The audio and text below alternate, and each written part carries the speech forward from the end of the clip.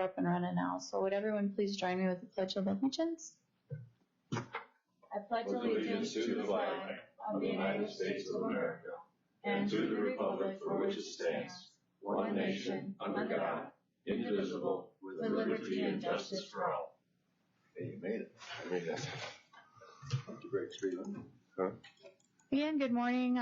Just ask for a motion to approve the agenda today. So moved, Madam Chair. Thank you. I'll second. Thank you. Sean, will you call the roll? Commissioner Ahrens? Yes. Commissioner Gibbon? Yes. Commissioner Schmidt? Yes. Commissioner Landine? Yes. And we'll move on to our consent agenda. Is there a motion to approve the consent agenda? So moved, Madam Chair. Thank you.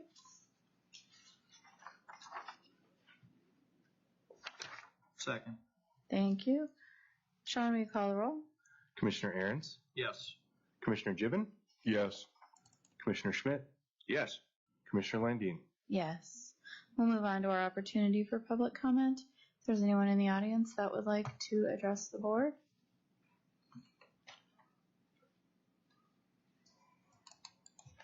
If not, we'll move on to the commissioner reports. Any commissioners have a report they'd like to make today?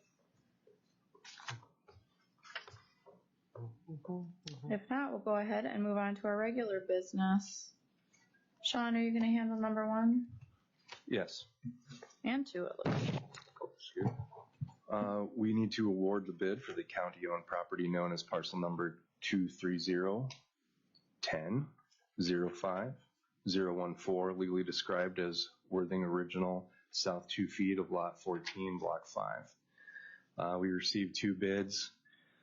One from the city of Worthing, which is invalid due to no payment being enclosed with their bid, and the other from Jerry Flanagan for $300. This is that 2-foot strip in the city of Worthing.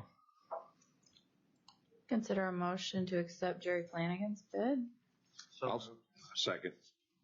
Thank you. Any further discussion? If not, Sean, will you call the roll? Commissioner Ahrens? Yes. Commissioner Gibbon? Yes. Commissioner Poppins, are you aware of the vote? No. Commissioner Schmidt? Yes. Commissioner Landine? Yes. Motion carries. Move on to item 2.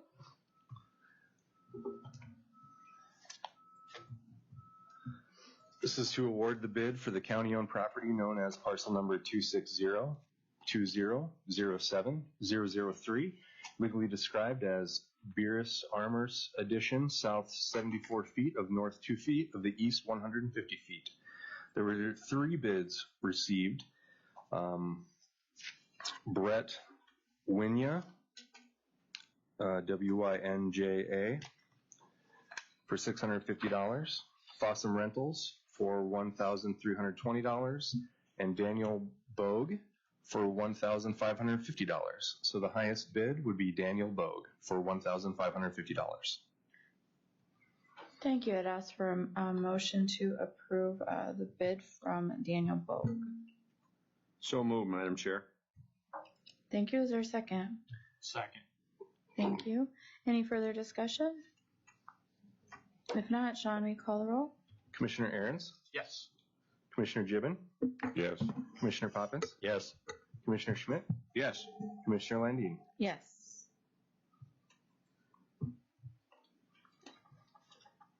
Move on to item 3. Who's handling that?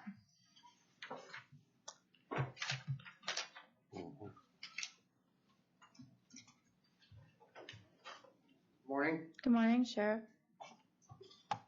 I'm asking to reclassify a deputy position to a sergeant position.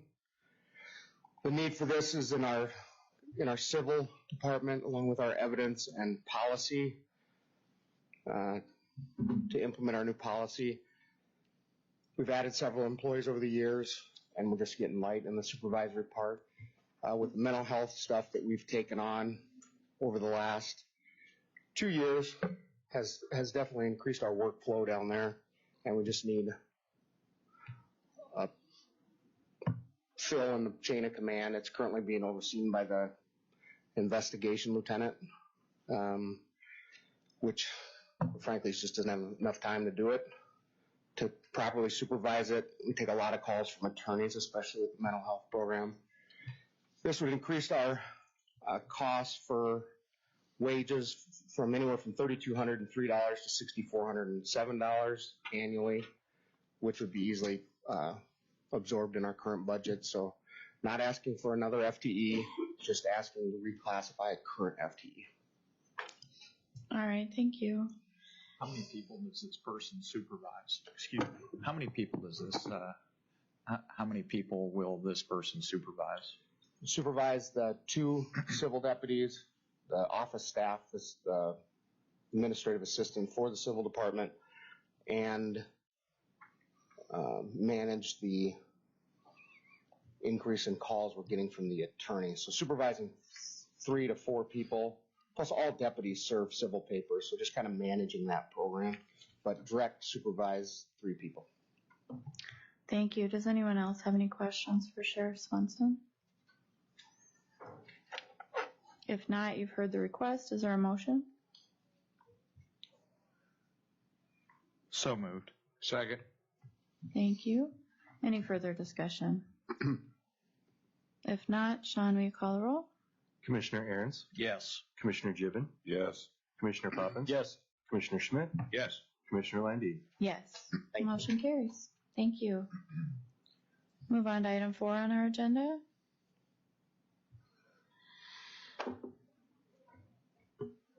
Who's handling that?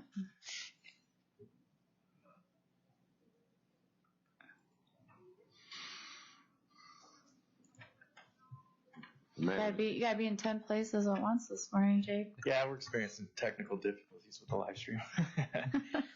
My first item on the agenda is to have our system, or our commission meetings and our planning and zoning meetings being broadcast on CityLink and Channel 16. CityLink is handled by the City of Sioux Falls.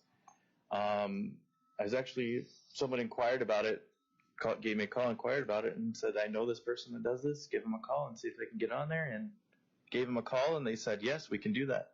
They just had a couple of recommendations, which we try to implement now, and it's not kind of working through the bugs on that. But other than that, I was just going to see if you guys were okay with us doing that. It's a great idea. Is there a cost to it at all, Jake? Nope.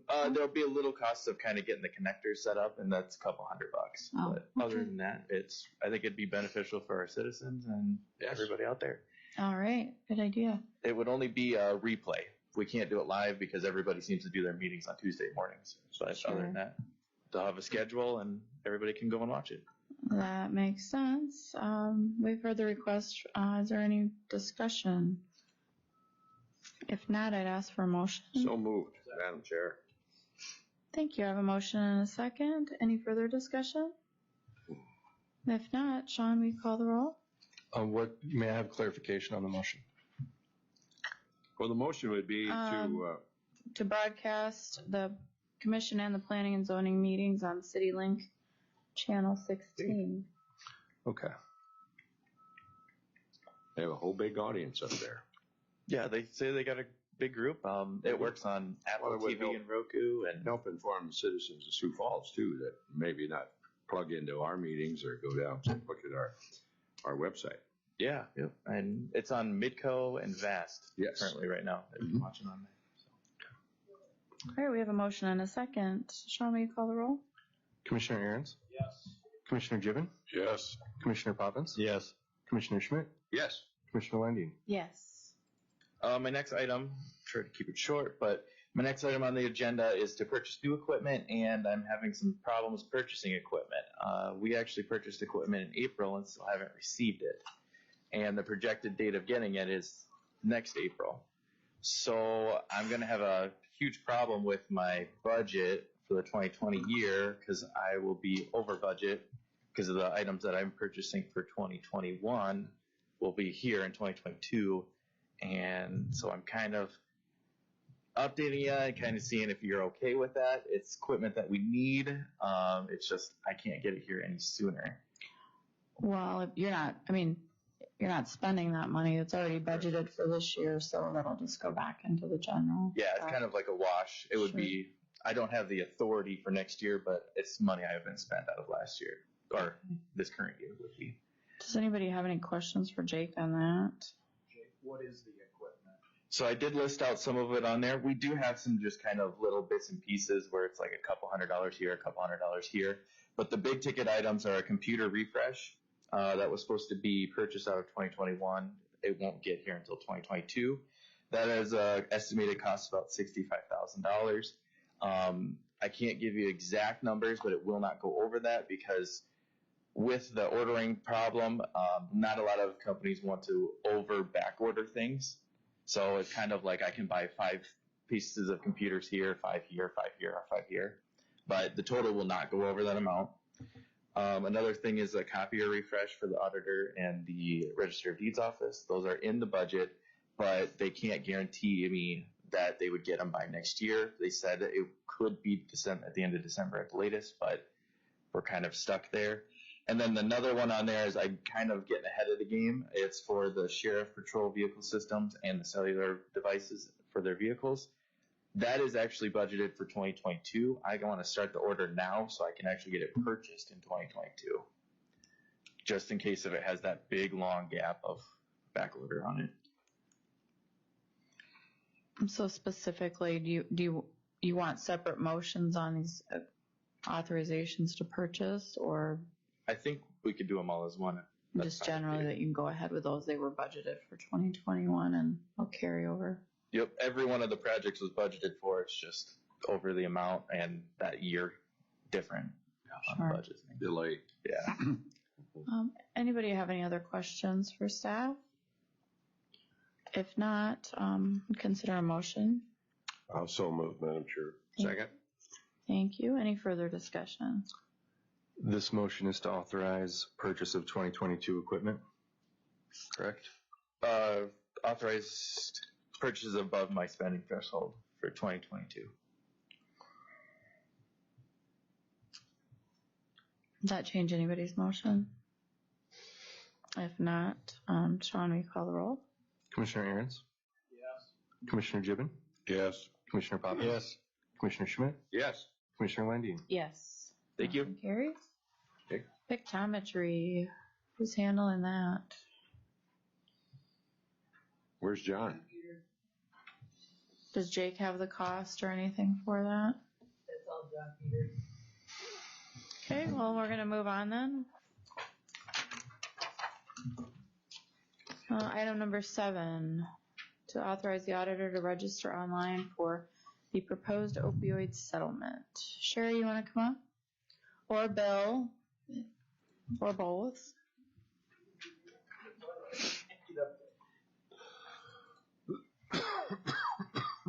Good morning. Good morning. Do you want me to? Yeah, do it. All right. I just will do the registration if they approve it. We received a letter from the Attorney General's office. Can you get a little closer to the mic, Paul? Sorry. We received a letter from the Attorney General's office about the opioid settlements that are going on. There is a website that's opened up that allows counties to go ahead and register for being able for those proceeds. Those proceeds, according to the letter, can be used for things such as opiate addiction treatment. It can be used to set up programs. It can be used for educational purposes. There was a fairly significant amount of money that's being estimated for the state to receive. In order for the state to participate in this settlement, there has to be, I think they refer to it as a critical mass of counties that have to go ahead and sign up and participate. It is expected that the larger counties may see money out of the settlement, whereas some of the smaller counties won't. Since we're the third largest county, I would expect that Lincoln County is going to be in line for some of that settlement money concerning opioids.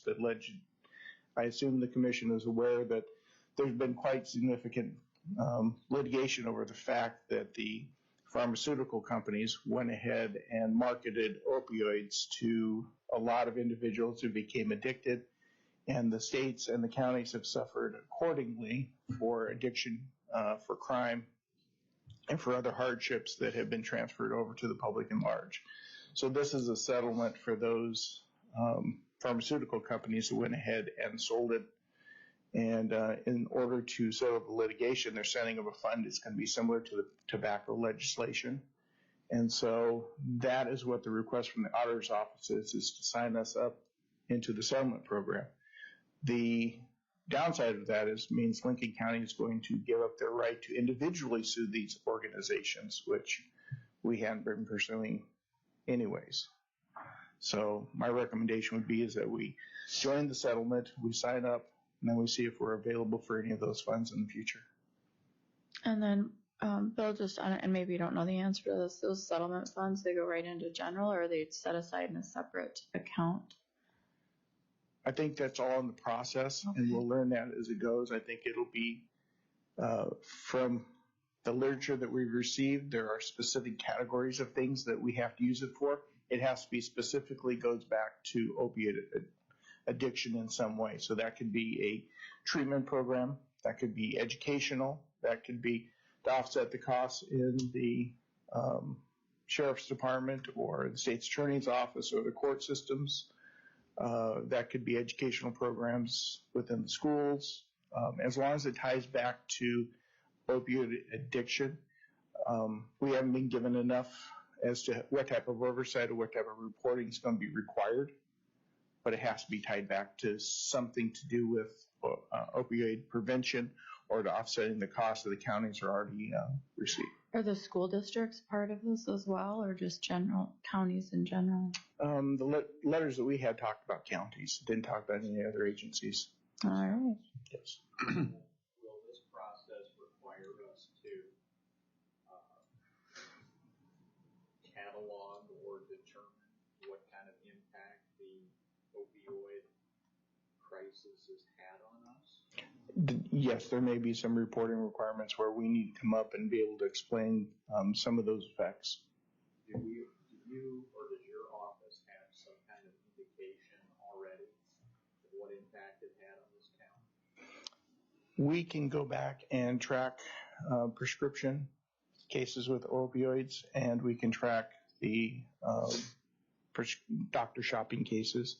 A significant number of those are actually done by the Attorney General's office because they have an assigned prosecutor and an assigned investigator for doctor shopping and those type of cases. But those are things and information that we can go ahead and seek out. And then a lot of the times with addictions, you have crossovers. So you may find marijuana, you may find alcohol in the car, and then you may find prescription drugs. So I think we could go back and determine quite a bit of it. We could probably go ahead and estimate based on our population, opioid addiction, and how it would affect our population base. So there would be ways to collect numbers and information and make estimates and provide that information. Does anybody else have any questions? Well, no, Bill, I did some further checking, Bill, after we talked yesterday, and you pretty well outlined that. I mean, this is something that the pharmaceutical companies definitely want to put behind them, and to avoid prosecution and avoid other things.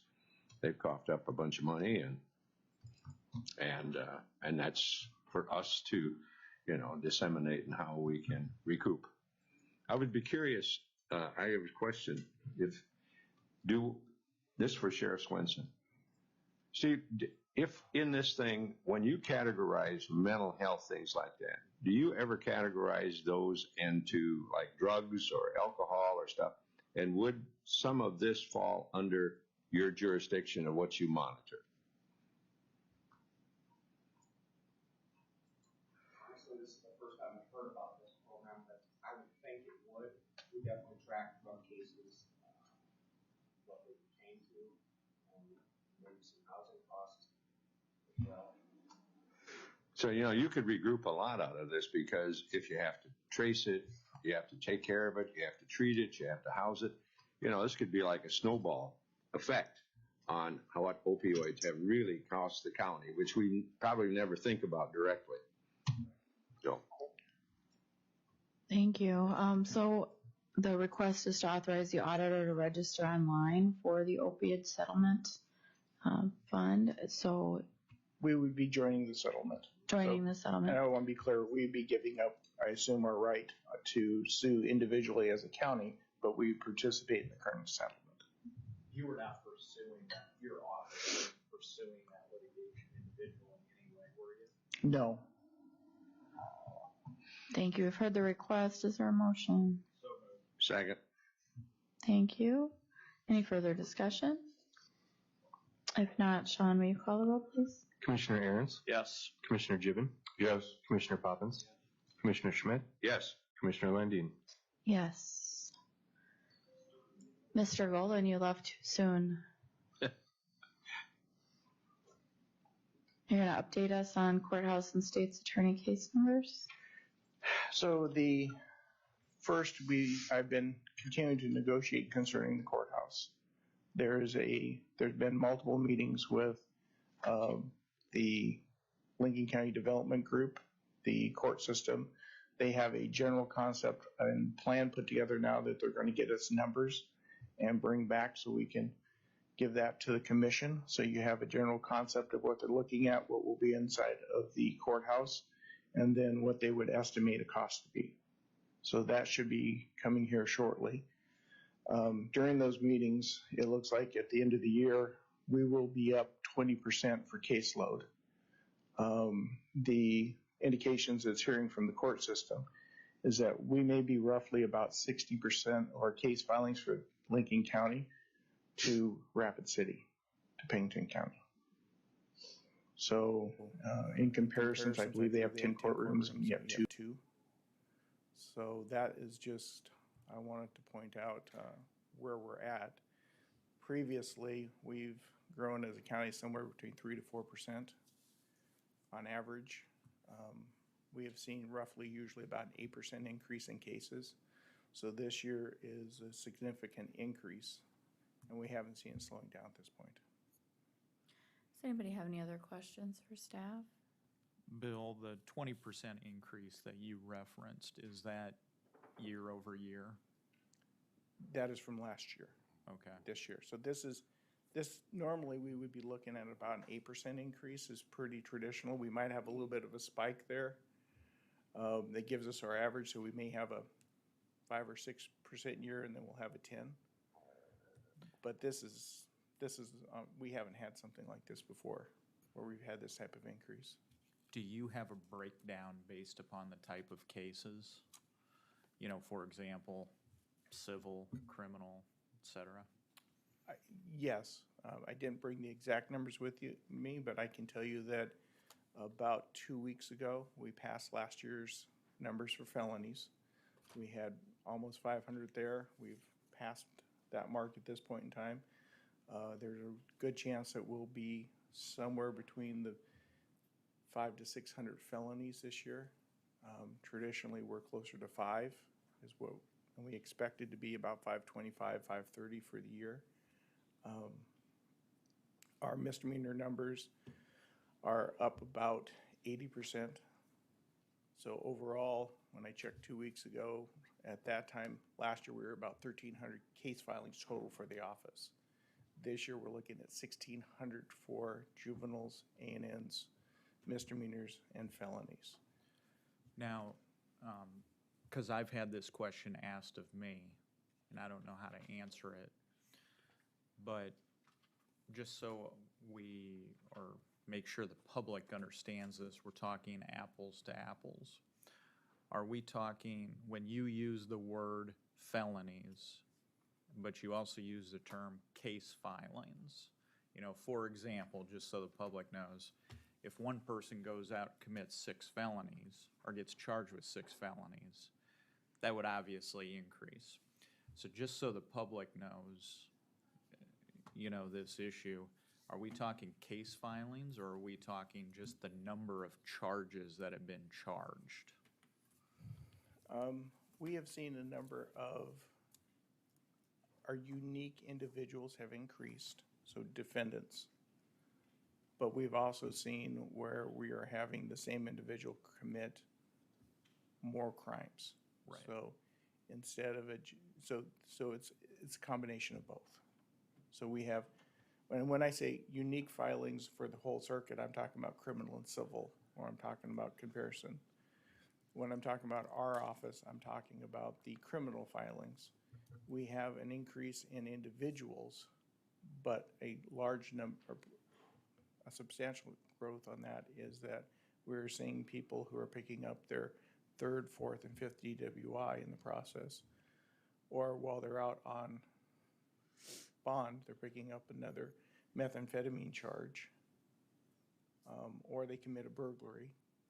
And then by the time we get done with the process, we may have 2 or 3 charges on that individual before we get them sentenced.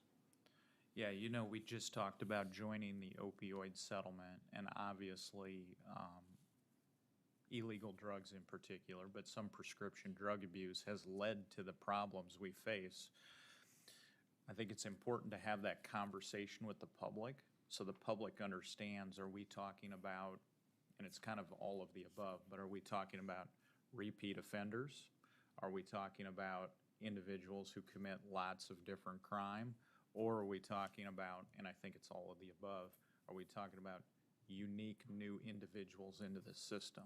So when we use this statistic here, 20% increase in caseload, does that mean 20% increase in new individuals? I could not tell you the exact numbers. I can tell you that we have more unique individuals from last year coming into the system. Okay. We're having, during that, we're seeing people who are committing multiple crimes. Sometimes these crimes are reported and we detect them, and then they receive more charges because once you've identified them, you connect them to other crimes. Right. Sometimes they're on bond, and because they're being monitored, then they're caught with drugs at that point in time because of our 24/7 system, or electronic monitoring, or a scram bracelet, or a drug patch, and they come back that they're using drugs. It is not unusual for us to see people who have addiction problems break into homes, going into the medicine cabinet looking for prescription medications. So those type of crimes, we're seeing more of them. But one of our biggest drivers right now is violent crime.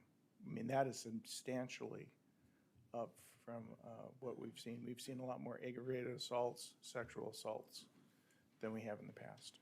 Thank you. Thank you. Does anyone else have any questions? Staff? If not, thank you, Mr. Rowland. We'll move on to item 9 on our agenda.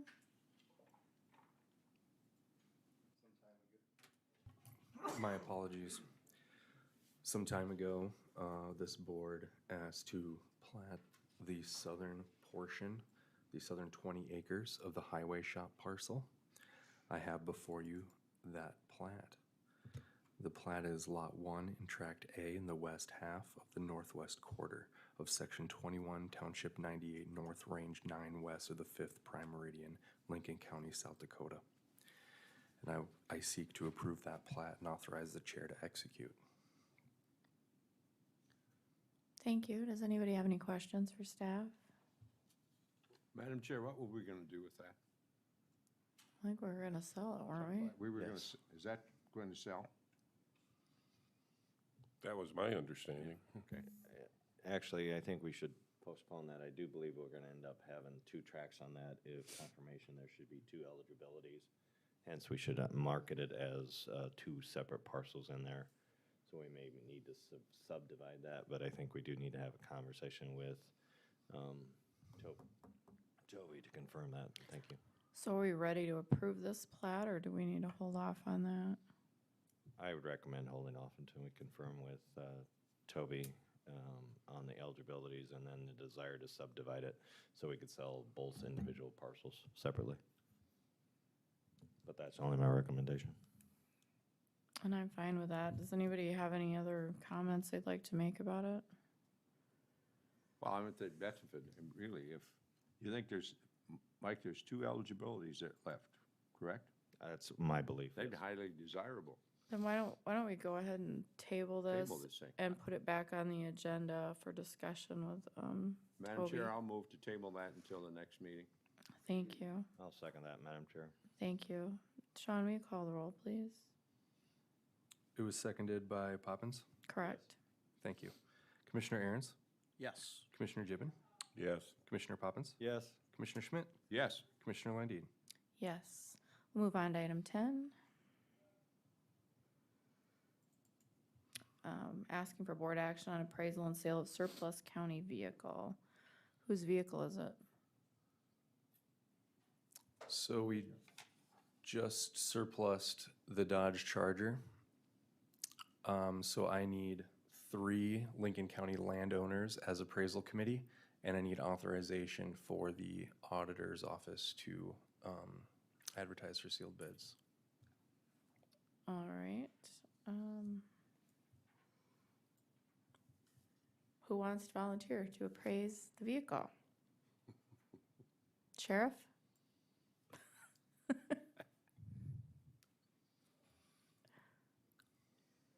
You want me to appraise the vehicle? How about you and John Rombo and, How about Mr. Nelson?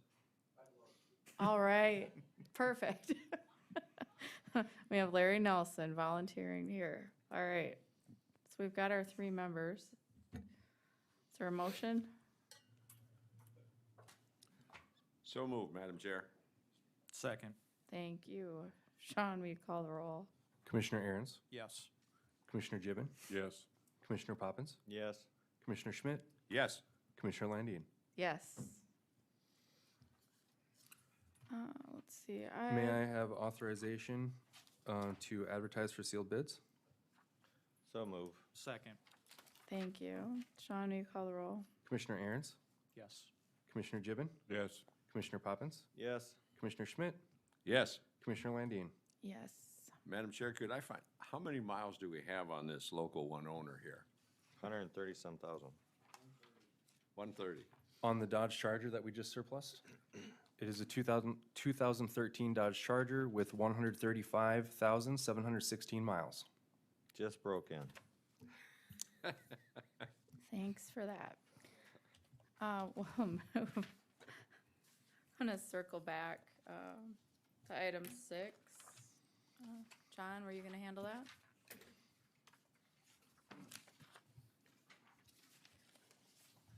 I believe this is the Pictometry license agreement. This is agreement is to provide continuation of our bi-yearly countywide capture of aerial photography for 22, 24, and 26. It's a 6-year period, similar to what we've already just completed last year. Our contract is over. We had flights in 2015, 2017, and 2019. So basically a continuation. Cost is budgeted $44,000 per year, 3 flights, each flight $88,000. Provides up-to-date reference for planning, equalization, highway, and GIS.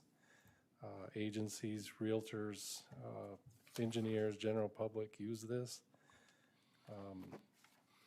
We get access to the previous years of biannual photos. We can check history using these. Asked 7 years ago by the commission to get involved with Pictometry and get these. We need to have this agreement completed so that they can schedule next year's flight, if you so choose to continue with the Pictometry. What, I know we have Parcel Browser as well. Do you have any, I guess, are both of those being utilized to the same level, or do we Yes. need both? We get the aerial photography, and then Pictometry has a program that is used in the assessor's office, and we also use those aerials in our Parcel Browser. So it's basically it's the aerial photos that we use, and we use them in many different applications. Thank you. Anybody else have any questions for staff? John, how much does the assessors use this? I mean, do you have any idea? I mean, we could ask Carl a bit. Oh, every You day, probably have a good feel. every day. Because my impression was it always saves, before they go out and look at or visit a property, Yes. they have the ability to see it firsthand, so they're not surprised if there's some change, a deck or a building or something that gets put on there. True. And one of the, just an example would be a parking lot that you'd have to go out and measure. check to see if it has curb, that type of thing for assessment purposes. They can measure that in the program. Also with the oblique photos, which you can see sideways or at an angle, you can see siding type, roofing type. There's a lot of things that up front they can know before they go out or see without going out. And then the change aspect over time, every 2 years is a good time frame. We'd love to have it every year, but that's not cost effective. So 2 years is our compromise. And this is in your budget? This is in the budget. Okay. Yes. Madam Chair. Yes, Commissioner Poppins. On page 64, we have an image of a ortho 3-inch versus 6-inch, and there's a highlighted area in the northern end. Could you explain for the public why the differential on certain areas on only 3 and some is 6? Yeah, the growth area has a lot more homes, density, that type of thing. The 3-inch is there as an added benefit to all of those homes that are going up there. Percentage-wise, how many homes are being built or buildings, development is happening up there, to see the detail there. And how is that utilized by the county to their needs? It's again in the parcel browser and in the Pictometry application that they view that. But does the treasurer's office or the register of deeds office or the equalization office, who's utilizing the higher definition? Everyone. They are. And Yeah, then- it's included. It's included, but how are we utilizing it? So, The because same there's as an we- extra cost for doing it, correct? Right. So, just so the public understands why the differential there and who's using it and how we're implementing it and what vital aspect of our activities are, need to have that higher definition. All of them. You have higher detail in the urbanized areas, and so the 3-inch gives us more definition. Well, exactly, it gives us more definition, but how do we utilize that higher definition? Does the equalization office able to cut back on the amount of time that they need to evaluate a piece of property? Does the highway, not have to look at road grades or something like that differential? They can see a road sign and more definition. How is it we actually are utilizing that higher definition? I guess I don't understand the question, or it, to me, is obvious, the detail and that is needed to see those. You can see it, but how does that actually benefit? How does that equate to more efficiency in our operations, et cetera? You'd have to ask the other departments how that does. So you're suggesting that we spend the extra money on this, but you're not sure how it benefits the other departments? I just know that it benefits the other departments in the accuracy, the visual accuracy of their determinations. It's a visual. What is the cost differential? I don't have that with me. Are we under a timeline to have to prove this today, or can we wait until, John, next week and get a more definitive answer as to the cost and to how this increased expenditure would be better utilized by our county departments? It is recommended. We have been postponing this for several months for budgetary reasons. Yeah. And if we do miss this, then we don't get next year. And I think I'd like to answer What that. is the deadline? There is not a deadline that I've been given. Okay, I'd Just ask to- for a motion to table this item until our questions can be answered. I would so move, Madam Chair. Thank you. Second. Thank you. Sean, will you call the roll? Commissioner Aaron's, Yes. Commissioner Gibbon, Yes. Commissioner Poppins. Yes. Commissioner Schmidt, Yes. Commissioner Landine. Yes, motion carries. Move on to item 11 on our agenda, talking about the grant writer position that we talked about last week. I'm going to ask, I know Commissioner Schmidt has been working on this to some degree, so I'm going to ask him to tee that off for us. Well, as I indicated to you last week, NACO has been very active in the ARPA funds to try to get the counties to have the ability to spend these things at their discretion as opposed to the very limited amount that the Treasury Department has set forth. So we got some good news here.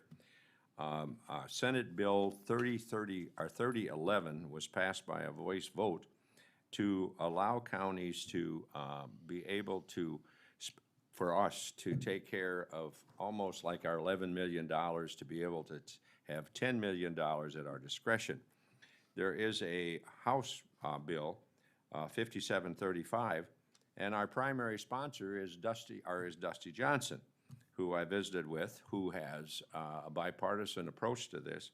And what it would mean, and I'll read what's applicable to Lincoln County, allows counties to allocate up to $10 million of ARPA recovery funds for the provision of government services, and $10 million or 30% for infrastructure-related activities authorized under existing federal surface transportation laws, including local match for some programs, and projects eligibility under the community or block grant, CDBG grants. We won't go into PILT, payment in lieu of taxes, because that really doesn't apply to us. It applies to our West River friends because they depend heavily on that. And that was one of the big pushes, because it would limit a county for like Ziebach or Harding or Meade or places like that to be able to take these funds and apply those for that PILT money. So what we're asking, if you have such in mind, there's a template letter that they're asking all counties to send to their congressional representative.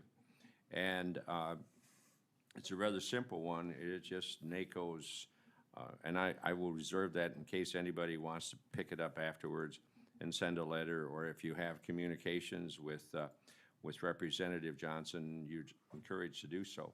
But we're looking very positively that this legislation will pass, and that it will allow Lincoln County, as the rest of the counties in our state, to have more ability to determine where they want to put their dollars and for what purposes. That's kind of a summation, Madam Chair. So just in talking about this agenda item, we were gonna put out an RFP for a grant administrator, and I'm wondering if that's premature or if it's something we should consider anyway. I know there's probably some other funding that's gonna be available, and maybe the county is ready for a grant administrator or somebody to write these grants Madam Chair, for us. So does anyone want to speak to that? if I could. Please. To find a good grant writer is a task that they just don't grow on trees. I mean, I've had the privilege of writing, and I'm sure Commissioner Gibbon has as well, when he was in administration. Grant writing tends to be kind of an art, because the readers, whoever they are, look for certain things. While we're not hiring anybody, I do think it's a wise move to put an RFP out and see what kind of response we get and what kind of offers that certain grant writers may have. And that's just, to me, a way in which we can further make our decision based on what we learned from individuals that may or may not choose to respond to that request for proposals. So I would encourage us to continue on with this and explore what was available, because you're right, there are other grants out there which will take individuals far beyond our capacity, unless we got some surprises, to be able to access those funds. Just a quick question. You had mentioned $10 million or 30%. Is it up to $10 million? It would be up to $10 million. Okay, but 30% is what they're thinking of opening it up? Yes. Up to that amount.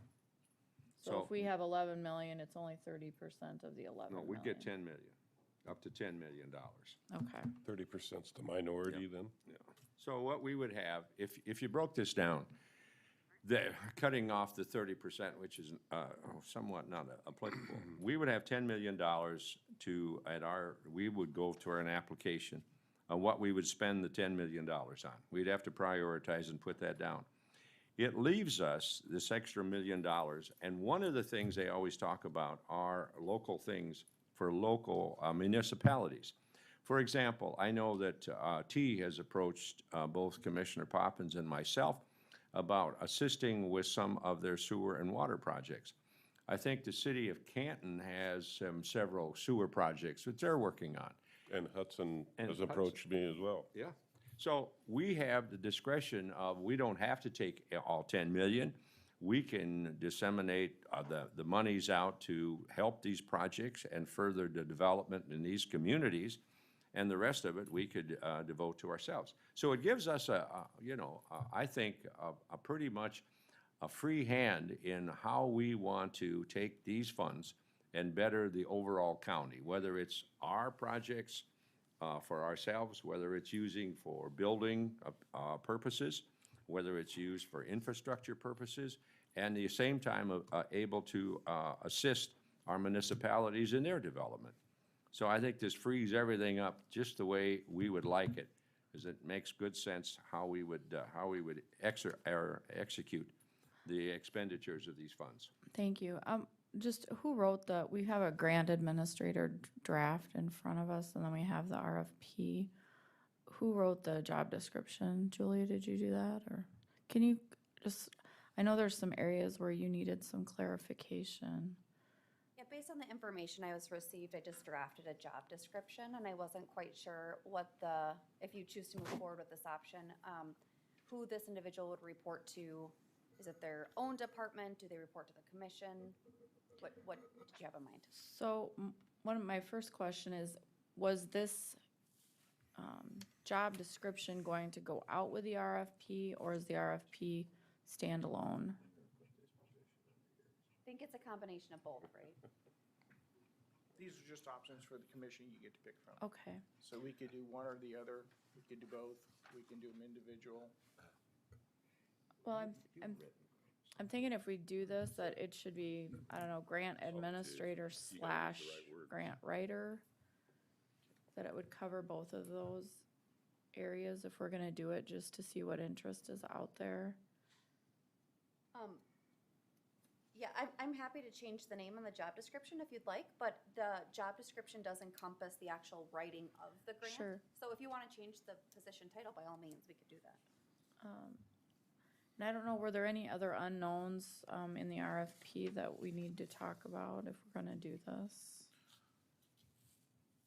Madam Chair, I have a question. Yeah, go ahead. So last week, when we were talking about this position, it sounded like to me that this position was a compliance position. But now what I'm hearing is this is a grant writing position. Because I know Commissioner Schmidt was going on about we need grant writers and all that, and then somebody corrected him. And then we got into this issue of, is it going to be a compliance position versus a grant writing position? So I'm just kind of wondering what changed in the last week where we've kind of creeped into grant writing as opposed to just the compliance issue of ARP. Right, no, and I totally understand what you're saying, and I think this became an issue with this potential of this money getting opened up. I think the money's still gonna have to be managed to a certain degree, and it's my understanding that there are gonna be additional monies that are gonna be available, that we might wanna have somebody on board to write grants for those monies as well as to manage them as they come in. So, I mean, this is just a discussion that we're having. I mean, I don't have a hard position one way or the other myself on what we're looking at doing, but I think this is something that we should look at. I know one of the questions was, is it an RFP for an employee? Is it an RFP for an independent contractor with a limited time period? I mean, there's things that we need to look at if we're gonna put out this RFP. So that's all I was wanting to address, is what actually are we doing if we're gonna do it. Those were my questions as well, Madam Chair. For example, is this a new FTE? Or typically when we do RFPs, we're establishing a contract and we're paying that person on a as-needed basis. So I'd like to flush that out, hear the pros and the cons of that. Got some concerns if we're looking at a new FTE But this may be an easier pill to swallow if the ARP money, so for example, does the ARP money pay for this position? It would. Yeah, I'd assume like compliance cost and things like that. But I do want to go back to one other thing though as well that may influence me. So Commissioner Schmidt, so I've kind of read through this Senate Bill 3011 and I'm a little unclear on this. You said that you spoke with Congressman Johnson, so maybe his bill is a little different than what the Senate bill is. But my question is, so we've kind of thrown out this term infrastructure, but that term has been thrown out before at the national level, and there doesn't seem to be any consensus on what infrastructure is. So I guess my question for you is, do you know what Senate Bill 3011 or Congressman Johnson's bill actually pays for? So does it, you know, my understanding is it proposes amendments to the National Federal Highway Transportation Safety Act. Well, that invokes issues about roads and bridges in this county, but does this also cover other infrastructure projects for the county? So for example, is your understanding that this could be used to, you know, for example, build a courthouse? Yeah, yes, as I indicated to you previously, we have the discretion of utilizing that to our best advantage. So if you have infrastructure, roads, bridges, or if you decide as a body that the money is best spent to try to alleviate the courthouse situation, you have that discretion to do that. Now, as far as what the bipartisan bill in the House calls for, there are some differences which I can't articulate but at this time. But in talking to Congressman Johnson, he indicated some of the things that he liked to put in there. So I'm sure that if they do pass this legislation, that they'll have to come to a compromise, as they do on most every bill, and then finalize the passage with both houses. So I don't know if that answers your question or not. Well, I mean, I guess what we're trying to figure out here is just what could the money be spent on, because that may influence us as to, you know, my next question, which is, if those bills pass, do we still need this grant administrator position? Can I go back to that, Madam Chair? Please. I don't see this grant writing position as a full-time position at all, and I would ask Commissioner Gibbons to chime in.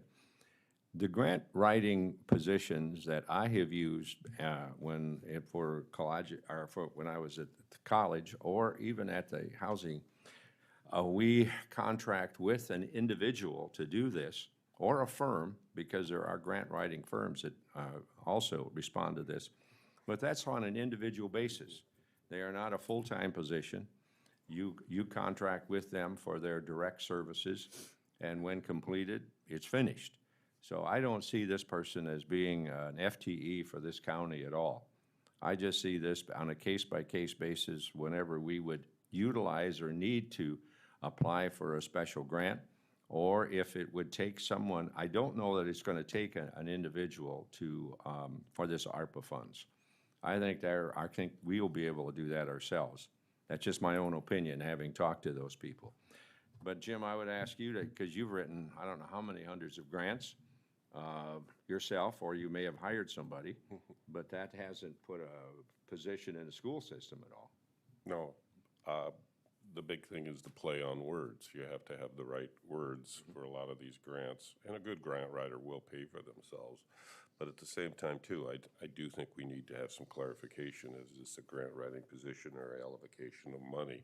I do know that Representative Anderson reached out to me this last week, too, and he had heard about this and wondering if there was money available that we would have to assist in some infrastructure, in reallocating some money to roads in the southern part of the county. And I know we've talked about our highway superintendent and Mr. Floyd dealing with 152 and the issue coming up in 2023 and 2025 with those construction projects down there. And so, again, everyone is kind of wondering if there's some money available and how much is available and so forth for some of these things. The way the current RFP is written is that it is a separate contracting position for a 4-year period. And I don't know, maybe 4 years is too much, maybe it's not enough. I don't know what the thought process is on that.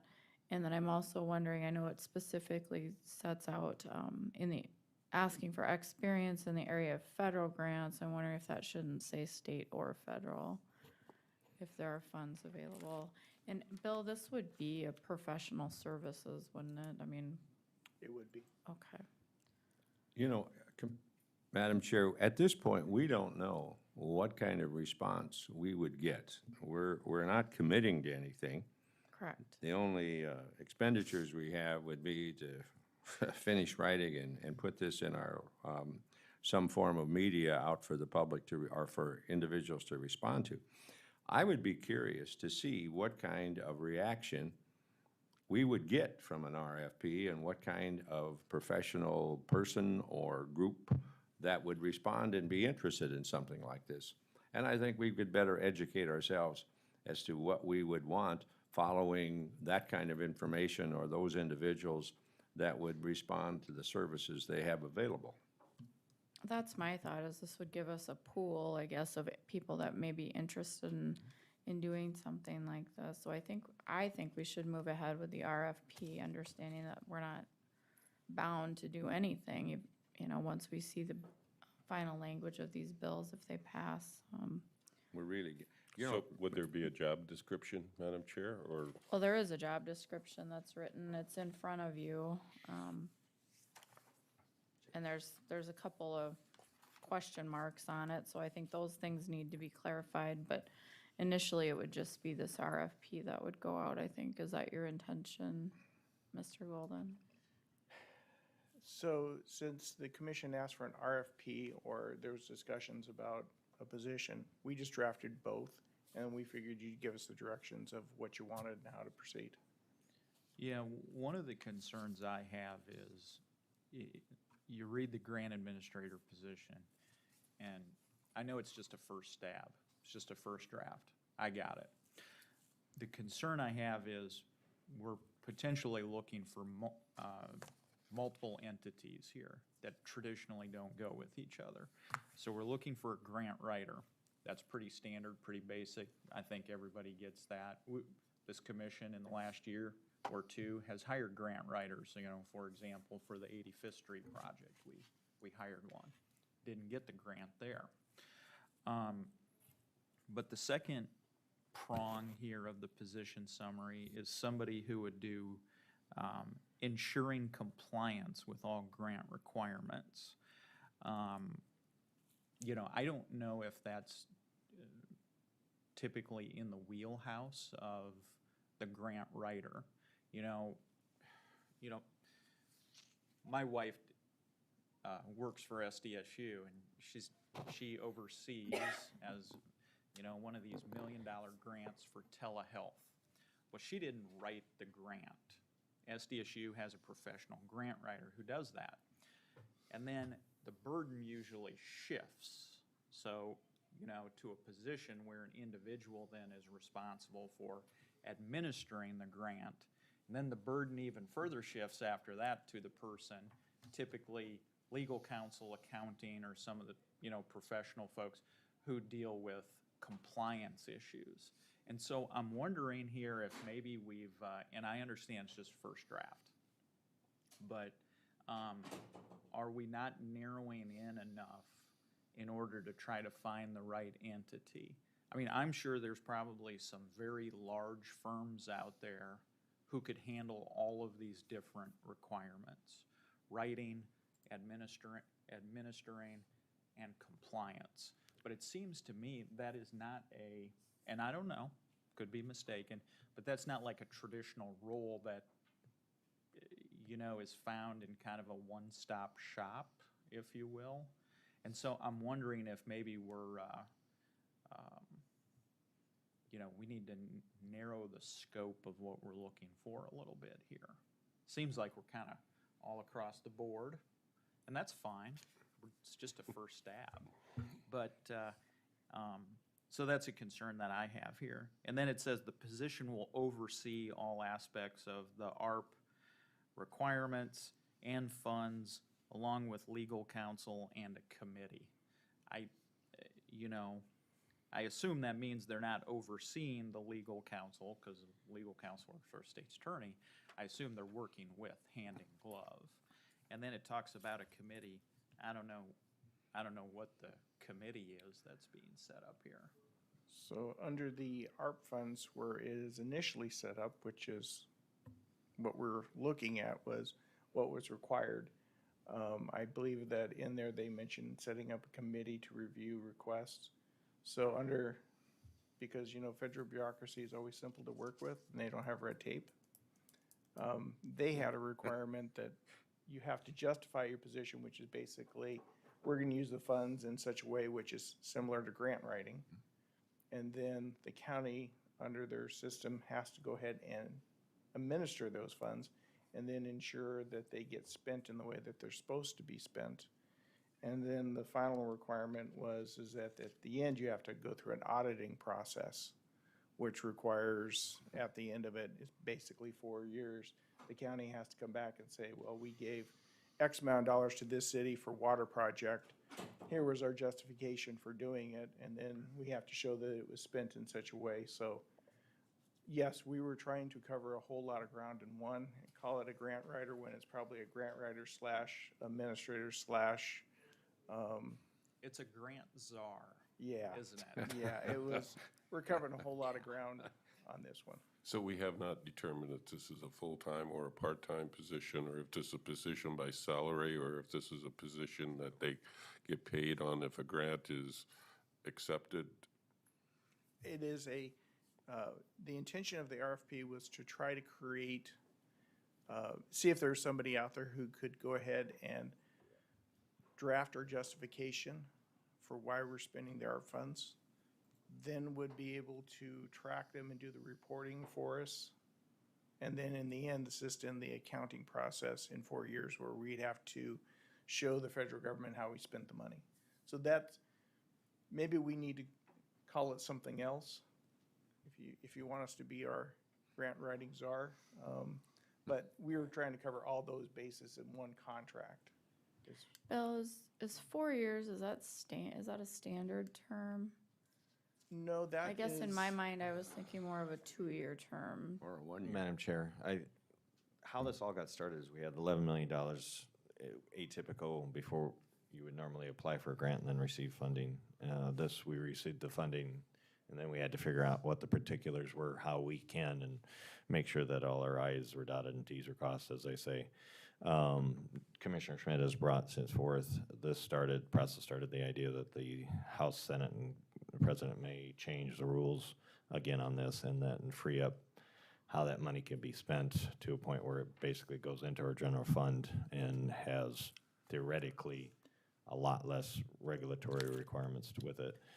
But it also led then into the conversation as we're having today about the need for grant writing, as additional funding as indicated by the federal government coming for infrastructure and things like that, and to be prepared for that as well. The initial 4-year contract was based on the fact that the ARP funding had a time frame in which you had to design your plan, implement your plan, and then execute your plan, and that would carry us through the execution and then possibly a little bit farther beyond, just in case there was any verification that needed to follow after the execution was completed. So that's where we came up with that time frame in a synopsis. But I do, on the record, support that we pursue looking into the a possibility of acquiring someone that has the expertise in grant writing and execution of grants, because I do think that we're coming large enough county that there's multiple departments.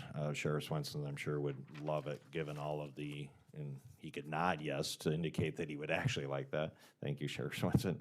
Assistance in those types of things, because his department relies heavily, or is fortunate to receive considerable amount of grant opportunities. And initially on the reason for the FTE is under the ARP guidelines, that position would be able to be paid for. So thank you for that. Well, is ARP, here's my concern is the ARP money gonna pay for this county to have a grant writer who's doing non-ARP work? Madam Chair. Under what I understand from visiting with a couple grant writers previous to this conversation getting started, is the funding for a grant writer was only under the initial ARP guidelines. I don't know. Again, we still have an initial $1 million that will have to be implemented. I would think at least part of that would be, but if it goes outside of the scope of the ARP money, that would not be able to be funded through the ARP money, if that makes sense. It does, Commissioner Poppins, and I think that's what we're trying to get our hands around here is how much of the position's gonna have to be paid for out of general funds, how much is paid for out of ARP funds, what is the scope of services here? I think a little bit of the confusion is we've got a grant administrator position in front of us here. If you look at the second page, it basically it infers or implies that basically this person would be an in-house employee. And I guess, last week I was just thinking this was a compliance position, out-of-house, services. Now we're kind of creeping into some other, both ways. and I think that's fine. Contract But in the percentage. my understanding is if we did an RFP, this is somebody who probably works in a firm, or we're trying to solicit the services of a firm, or maybe an individual who's working outside of the county, basically on a contract service basis, right? I think aren't these normally written like it's a percentage of the grant, so that they get paid? That's my understanding as well. So I think to me, that would be part of negotiating a contract with whoever we wanted to go with. And if we wanted to split out the administrator and a writer position, I wouldn't have any problem with that. If we wanted to do separate RFPs, because I certainly think there's some validity to what you're saying, that maybe this is too constrictive as far as wanting all of these things in one person. Madam Chair, I said I got confused myself. That's what we're trying to do. I think Commissioner Aaron's, you make a lot of good points here. What I thought this grant writer would do would be a grant writer, not an administrator, not an overseer of funds, not any of that. It would be a simple contract that if an individual responded and said, I will be your grant writer and you show me what funds are available, I will, or they will find out the rules and submit a grant on our behalf. So that was a very simplistic thing. Now we've added administration to it. We've added the idea that they have to follow up all of this money. If we were to give money to T, how would they follow up? Well, that's way beyond, in my mind, what a grant writer would do. I mean, their expertise, that to me is an administration thing that would be our responsibility if we gave, let's just say we gave T $1 million for a sewer project. Okay, there are certain covenants that go into that that we have to follow, and why we gave T $1 million to do a sewer or water project. Okay, it helps. And then our responsibility, as you've said, Bill, is to monitor that, make sure it was spent, how it was spent, guidelines, timelines, all of that kind of stuff is basically our responsibility and connected with that. And when the project is completed, we respond to that. Now, that's to me an administration. That is not a grant writer in my estimation. That's an administrator. So are we wanting somebody to administer the ARP funds? I mean, is that our direction? Or are we looking at a grant writer to follow up on any future monies that may become available that would help the county move forward with the additional funds? I'm on that A or B track. Madam Chair, it seems like we've got a lot of good questions at this time. I think it's prudent that to keep things moving, maybe table this to our next meeting. I would move to table so we can investigate more of this further and maybe have a lot of these questions extrapolated into some answers by our next meeting. So I would move to table. All right, I have a motion to table. Is there a second? Second. Thank you. Any further discussion? If not, Sean, will you call the roll, please? Commissioner Aaron's, Yes. Commissioner Gibbon, Yes. Commissioner Poppins, Yes. Commissioner Schmidt, Yes. Commissioner Landine. Yes. Motion carries. We'll move on to our 2022 benefits discussion. Good morning. Would you state your name Morning. and address, please? Sorry, say that again, please. Would you state your name and address, please? Yep, Sean Arnett. Company address is in Minneapolis, Minnesota. Do you need more than that? The address? What company are you with, Sean? Yeah, Hayes Companies. Thanks. Been working for home so long, he caught me off guard there for a second. This pandemic, I don't know if I had to use my work address for a while.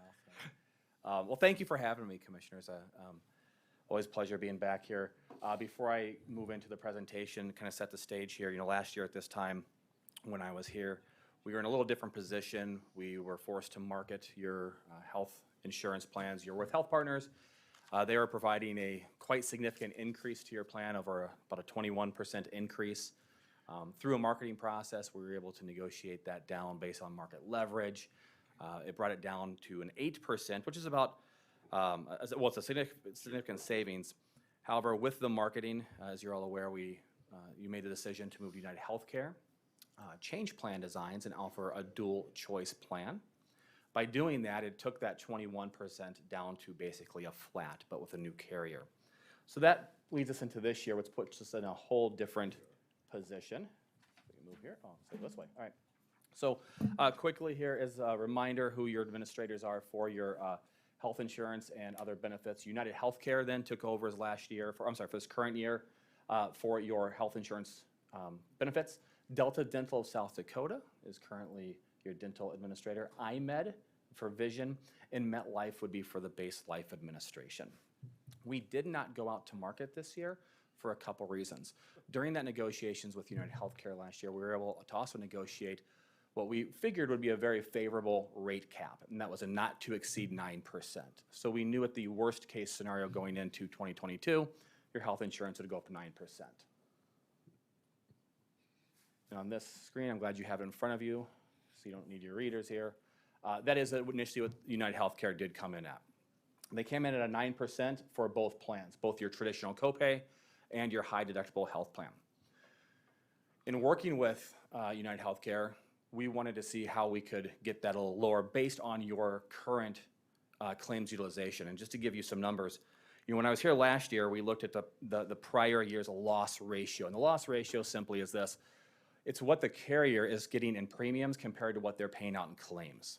In 2018, your loss ratio was 151%. In 2019, it was 141%. Basically, what that tells you is the carrier was losing a lot of money, hence the high increase from Health Partners at the beginning of this year. However, 2020 ended more favorably. 2020 ended with a 91.96% loss ratio, and then 2021 is starting to trend more favorable. We're able to use that along with some other data to actually work with United Healthcare to bring that 9% down to a 6%. So keeping plan designs as is would be a 6% increase. That is over current, that's before any contributions, that's total plan cost, okay? Again, that's no plan design changes. We did also, based on some information that we received from Julia, just feedback from employees on plan design, there was one issue that we knew coming into this plan as well with United Healthcare and the traditional copay plan was around labs and x-rays. With Health Partners, if you went in to get an x-ray of your ankle, you sprained your ankle, you're getting some some blood work, there was no charge for that. On United Healthcare's plan, it was. It was subject to deductible and then co-insurance. So that 6% would keep it the way it is. Knowing that, we did go back to United Healthcare and said, well, what if we added that in? What if we got that benefit changed back to the way it was with Health Partners, the way your employees were used to, and have that lab and x-ray at a no charge? And you can see at the bottom here under the green, it would increase that to an 8.7%. So still under the rate cap of 9, still a favorable to trend, but a little higher obviously than the 6. Now you also see a little lower increase here on the HDHP, the high deductible health plan. And where this came from is United Health Group has a program in their HDHP plans called Motion. And what Motion does is it allows people to earn money into their HSA accounts by doing certain wellness activities. Walking so many times per day, so many steps per day, and they can earn the money. At the time of the renewal, and I still believe to this day, Julie, you got the last report, there's only been one person enrolled in that plan. So in looking at that, if we were to remove just that benefit, the motion, the wellness motion from the HDHP plan, it actually brings that cost down to an overall increase of 4.49%. So as an alternate for your consideration is to change the traditional copay plan, enhance it by making that lab and x-ray benefit more rich, and then by removing that motion benefit, that wellness benefit on the HDHP plan, would bring it to about an 8.11% renewal. So I'll take you through how those look. If we look at the 6%, no plan design changes. It's a cost share between the county and the employees. Whoops, over here on your left in the blue are your current costs, and then over here in the orange would be the 6% increase cost. I'm gonna focus on the upper line here first. This yellow line are the employee contributions. So employee today is paying the $234. With that 6%, it would go up to the $248. Then over here to the far right is what that cost increase would be per month. Okay, that's the traditional copay plan. This would be the HDHP plan. We have to take a snapshot in time to project. So if we just make the assumption, and it will not come true, but if we make the assumption that everyone's going to stay enrolled in the same plan, in the same tier, after contributions, the 6% increase to the county would be roughly $66,000. Okay. This slide here is simply showing the two plans you have today in the orange. The left is your traditional copay plan. The right is the high deductible health plan. The middle is really just showing that one plan design change for that alternate, changing it from a deductible coinsurance to a no change. And then if we apply that, now we have two different increases. The traditional, as we mentioned up here, is over an 8% increase. The high deductible is at 4.49. So again, if we make the assumption that everyone stays in the same plan, in the same tier with coverage, then it's a 8.11% increase to the county. One thing I do like to provide on a yearly basis too, when we look at plan designs, yeah, I'm in HR, you all see the numbers, but we also know there's more to it. It's what employees pay out of their pocket, not just from premiums, but what they pay out in copays, coinsurance, and deductibles. And sometimes when we look at plan designs with a deductible such as yours, for example, of $1,000, our eyes say, wow, that's a high deductible. I like to dig into your plan and say, really, what are your employees paying? So over the last 3 plan years, you can see, full plan years, 2020 on top, 19 and 18, is really what the member liability has been. And what this does is it actually breaks out how much members have paid, and we do it by level here. And as you can see, we highlighted in green, you have 81.1% of your covered members pay less than $1,000 in a plan year. That equates to 20% of all member paid. 78% the year before, 69. Again, so we like to put some perspective in it, and it's always tough. I'm a utilizer, we're all utilizers, to say, you know, you're only paying so much. But it is good to know for a plan that has about an average deductible level of a single $1,000 on a copay plan, that the majority of your members aren't even hitting that amount.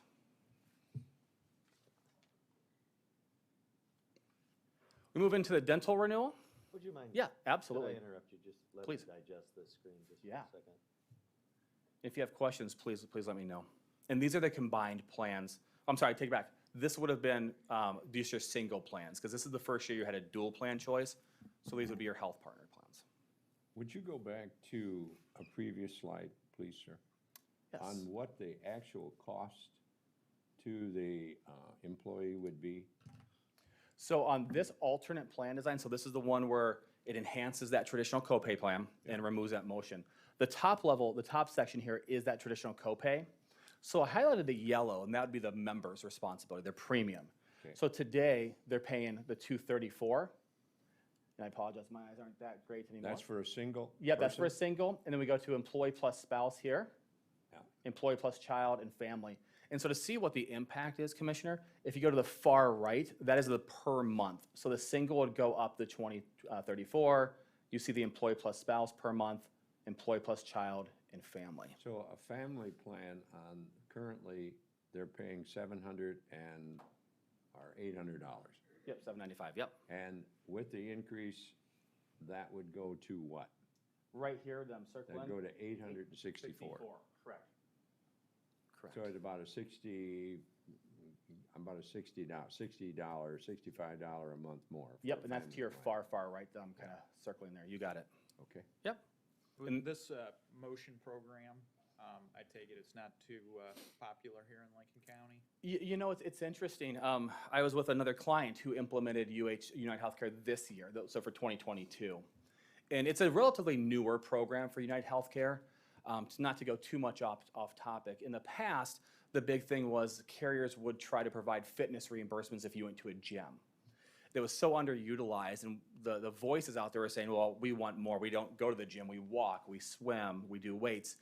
So carriers are pulling away from that fitness club, so reimbursements. And this is what carriers are trying to do, different type of programs. So the motion is, hey, if you get up and you do 300 steps 6 times a day, an hour apart, we'll give you $1. If you get 3,000 steps in a day, we'll give you $1. If you give 10,000 steps in a day, we'll give you $1. It's the way to encourage the movement. It's a newer program, but it has not had an uptake here in Lincoln County in the first year. And it has been promoted. I think, Julie, several UHC as well has put out those promotional materials, but I don't know if you've heard anything from employees at all on those. Yeah, of the 13 people that utilize the high deductible plan, only one employee utilizes the motion program. So I haven't received any feedback other than that, but at any rate, it's not being utilized. And then another question I had, Sean, is Yeah. if you go up, can you go down Oh, on this the one? slides? Yep. Yeah, right there. Yeah. Is that just for our under member medical liability there? Yep. Yep. Is that just for our employees, or is this for their family members? Yep, as well? covered This is for members. all participants. All participants, so we call it belly button. So anyone who has had a claim, of these 109 here, it says it goes down to $1. Unfortunately, we can't break it out on a group your size. I can guarantee you there's a portion that has had 0. And we see that in every plan. So yep, these are unique members. Great question. Any other questions about the medical? Should I move on? Okay. Dental is pretty boring this year because it's no change. In the plan design, no change in the networks. It's still Delta Dental of South Dakota. Rates are going up 4.61%. So I will show you how that plays out here. Oops. Well, it's a voluntary plan. So it's a 4.61% to members. Benefits are not changing. The level of benefits that are available today will be tomorrow. One thing I would like to point out is what Delta Dental of South Dakota does provide in their fully insured contracts here in South Dakota. Those are 3 programs: Prevention Pays, Health Through Oral Wellness, and you also have the Maximum Bonus Account. So Prevention Pays is simply this. It takes those monies that used to apply towards the annual maximum allowed, and it removes the preventative services from that. And what that's meant to do is provide more money available to individuals to get larger cost services throughout the year: root canals, fillings, implants, similar to that. The Health Through Oral Wellness is a relatively newer program through Delta Dental. And what that is about 70% of Delta Dental dentists are currently doing these programs, the Health Through Oral Wellness.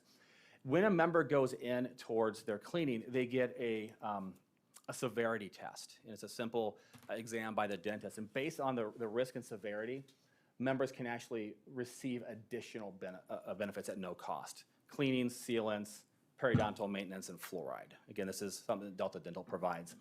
And then the Maximum Bonus Account. Again, there are a few caveats. If employees utilize their preventive exams, if they still have money at the end of the year in their allowed amount, they can move over $250 to the new plan year. Again, just programs to try to continue to promote oral health. Okay? Those are in your program today. They'll be in there tomorrow. One question before you Yes, sir. move on, sir. The average family to cover the Delta Dental plan is a yearly total of what?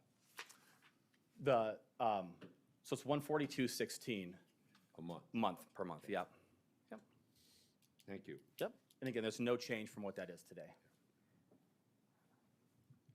Vision, there is absolutely no change to design or rates. You're currently in our 4-year rate guarantee, and that's going to be good through 2023. So those rates will not be changing. That's 0 for the same plan design. What was that again, Sean?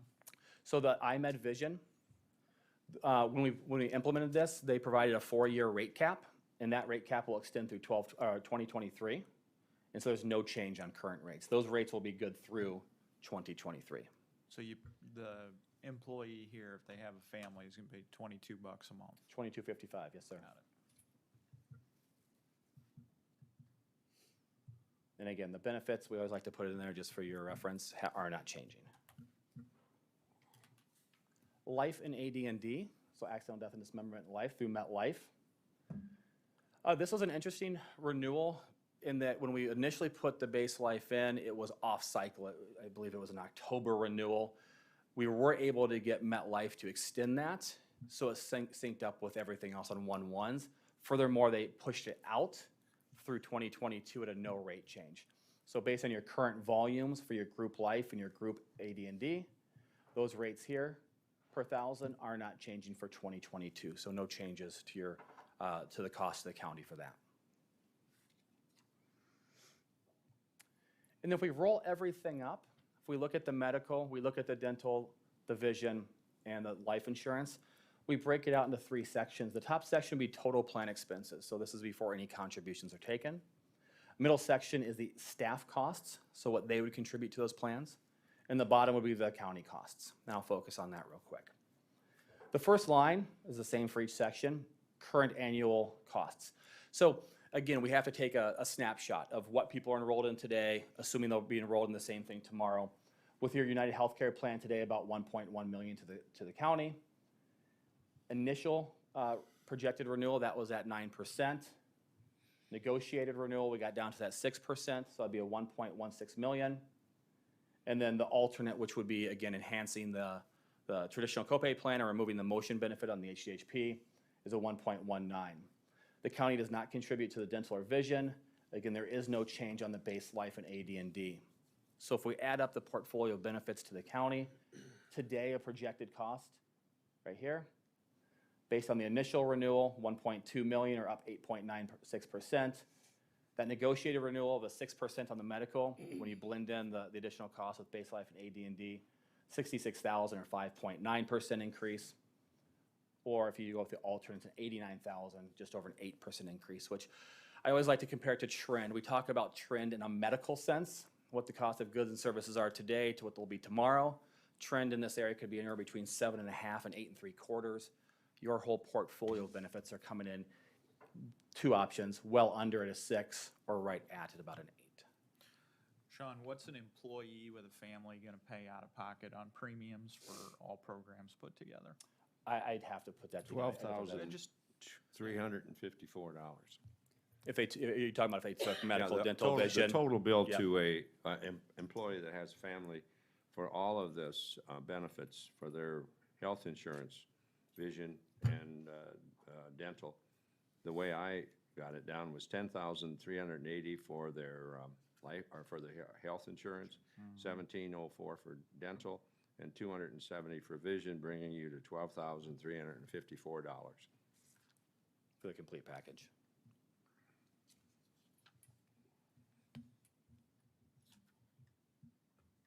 Are there any other questions?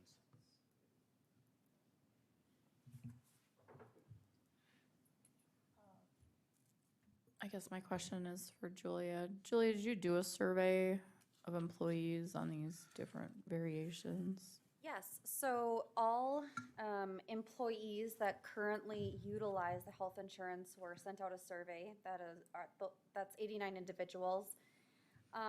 For those that elect the traditional plan, it came out exactly as 50-50 as of this morning. So 28 people are in favor of the 6%, 28 in favor of the 8.7% increase. Of the high deductible individuals that participate in that plan design, the vast majority want a 4.5%.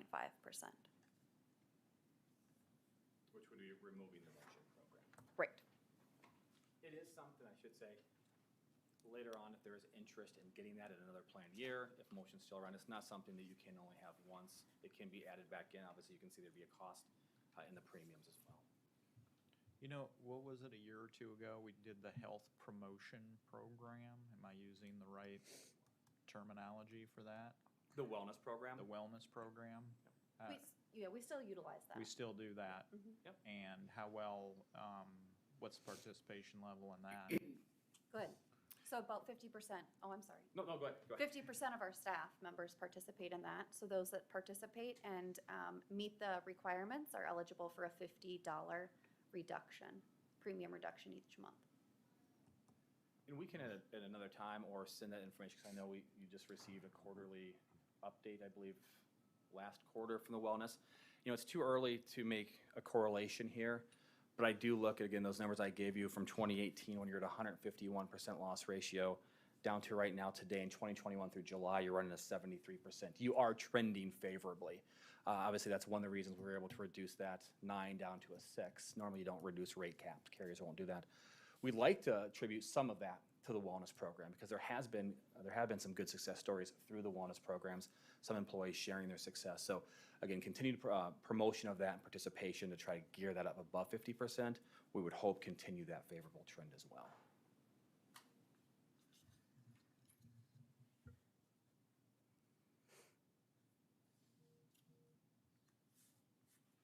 So the hope is for the commission to make a decision on how to move forward with that. And then we can have open enrollment hopefully on Monday for the next 2 weeks.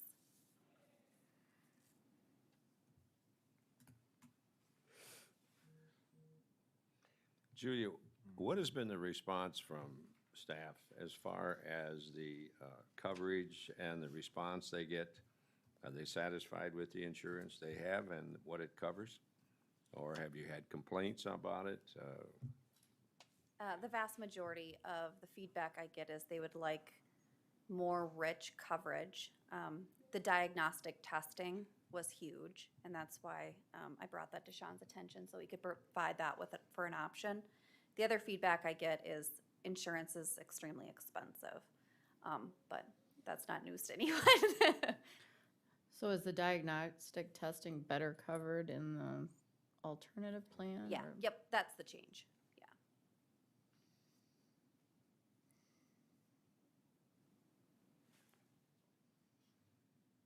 Well, today, you don't really have a choice. If you are in an emergency room situation or if you're in an illness situation, they run every test that they can conceive. And and for the average family that may not have that kind of coverage, I mean, this gets to be a pretty serious situation and can cause pretty much a financial hardship on the family. So the question is, how do you get the maximum amount of coverage for the least amount of price? Because when you got employees that are spending $1,000 a month on insurance, that's quite a chunk given the salaries situation. And the competition, and this morsed over if you read the story today, retailers are offering $1,000 just for people to come here and to come to work, and not counting the bonuses. So I'm looking at our staff and figuring out, okay, how do we provide them with the best amount of coverage we can and lessen the impact on their financial, on their salary situation. So I don't know. This should probably, we should take more time and really dive down into this thing and see if there is some way that we can, not that you haven't, sir, I'm not disputing that, but I'm just thinking that to listen to what the staff has to say, and, you know, if you're at 50-50, we don't have any, you know, consistency.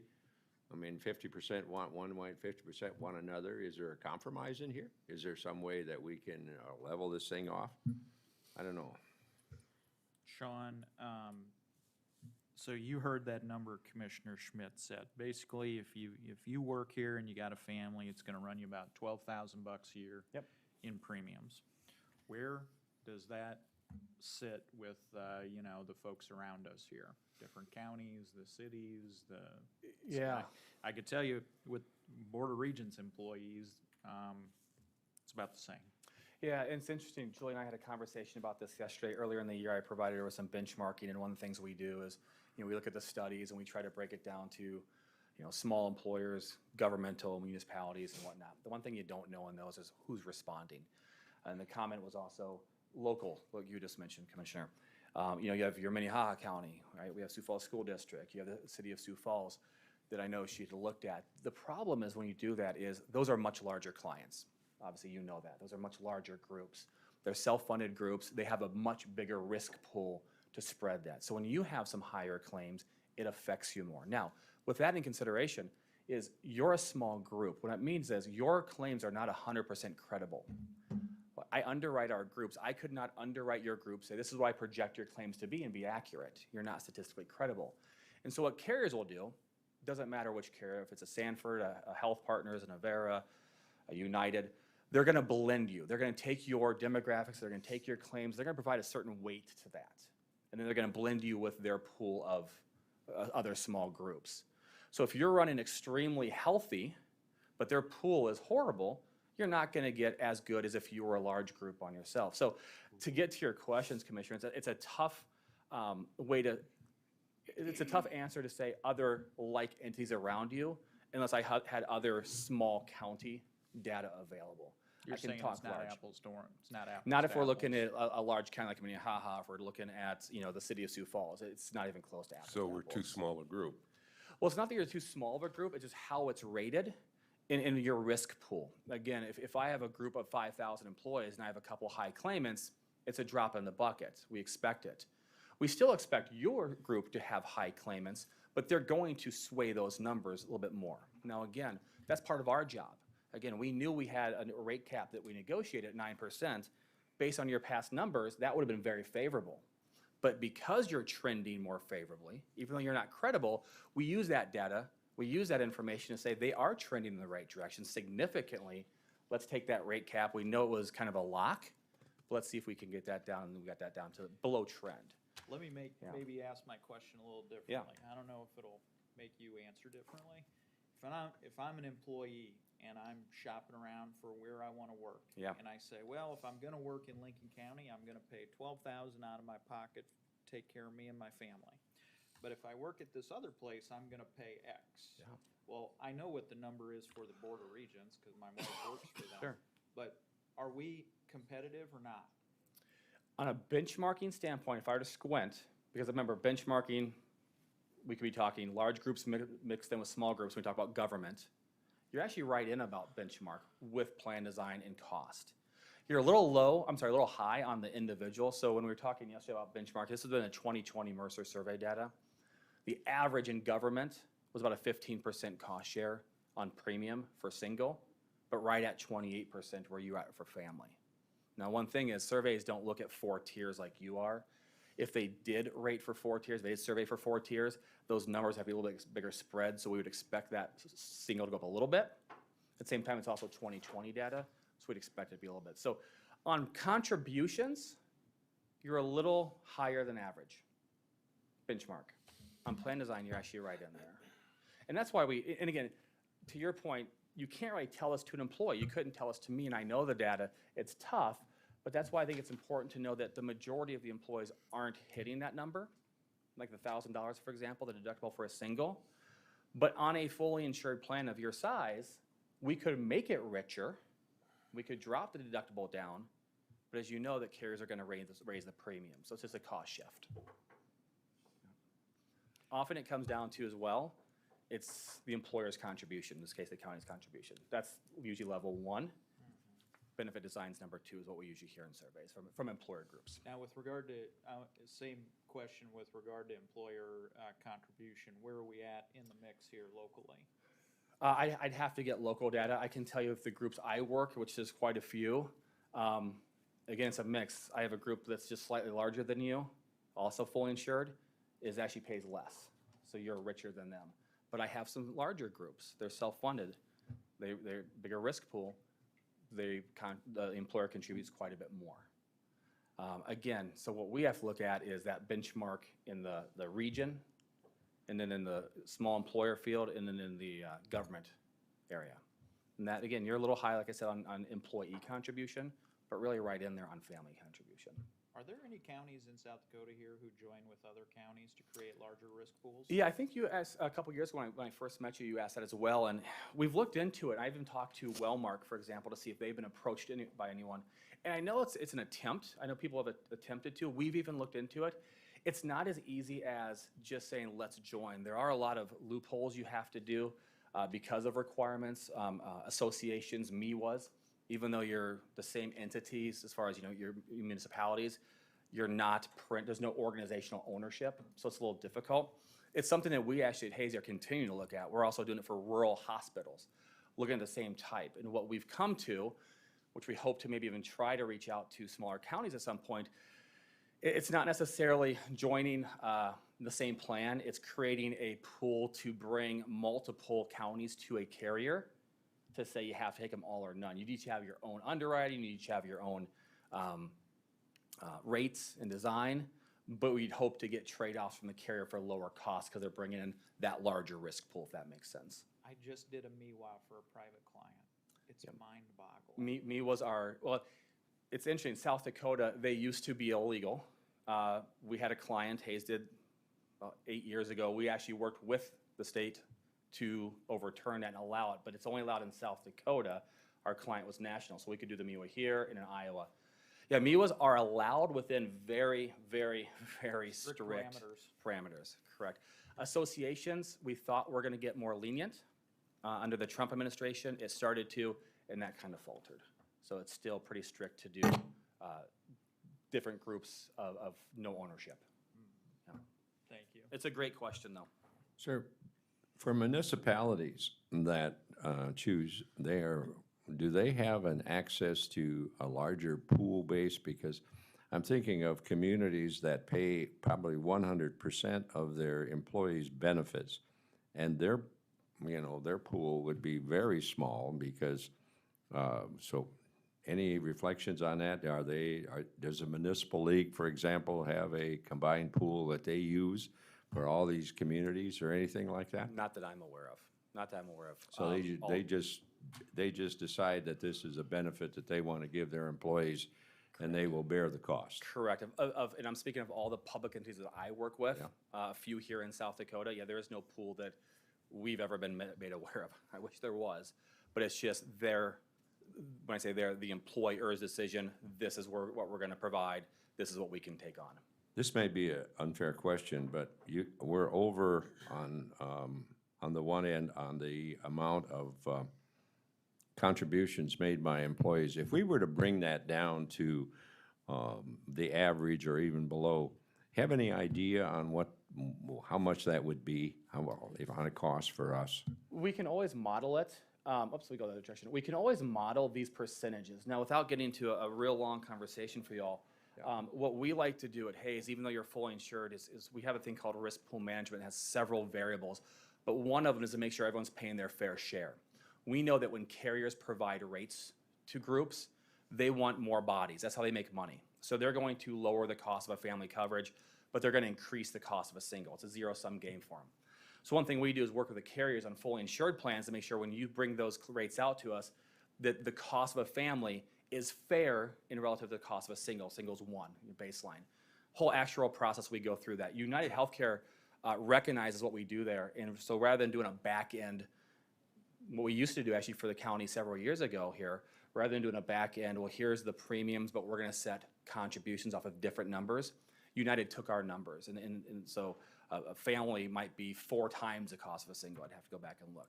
What I'm getting at is, so each plan, that's why we have a full 28% here and a 28% here. We're not steering anyone to a plan, and we're not subsidizing. To answer your question in a long roundabout way is, one of the variables is, on average over time, you want those singles. A lot of times we'll look at the people who waived. Well, why did they waive? Well, do they have other coverage? Are they young and they think they're invincible? Because on average over time, those young singles pay you premium. They don't have a lot of claims. They make your plan younger, which results in lower premiums. So one of the philosophies, one of the variables is, we want to lower that single cost. Now, we don't want to lower it and subsidize. Now, that's a philosophy. I'm talking from a finance standpoint. There's also the HR, recruiting, retention, right? But yes, that would be favorable over time to bring in those younger singles, to have them on the plan. What it would cost the county, that would be a crystal ball moment. What we would do is we would say, okay, how many waivers do you have? What percentage do we think we could get? And what number you would want to drop this percent down? Because that's a simple calculation. If I change that 28 to a 25, it'll go through the math and let us know what that cost would be. Yeah, one of the things we've always had, is to keep singles in, because they are the ones that balance or cut down. Absolutely. And if they're not there and you have families with the number of claims they have, and that's why number of claims versus the pool that we have, yes. That's why the numbers reflect the numbers. Again, and you're trending the better way, but you are dead on that, is if you do have a larger pool and that larger pool is healthier, and most of us are going to be single when they are, you're going to have, on average over time, you're not going to have a roller coaster trend line, you're going to have a more flat line. So if we chose to, if the commission was to look at the future and they wanted to say to the employees, well, the burden that you have, and I'm just using this as an example, for our part of our package to work here, if we said, well, your insurance costs are a little high, we're going to reduce your yearly average to $10,000, just tossing numbers out. And the commission then would have to put that in, that absorb that additional $2,000 per family or per employee, and that would be kind of a perk or a benefit they have. Because I look at around, and I'm very concerned about the number of jobs that we have in Sioux Falls, which are approaching 7,000, and the amount of increases that they are awarding to individuals, that we maintain a competitive place for them to work, and we don't lose employees. Because when you start talking about 20 to 20% increases in some salaries, government can only absorb so much. And so.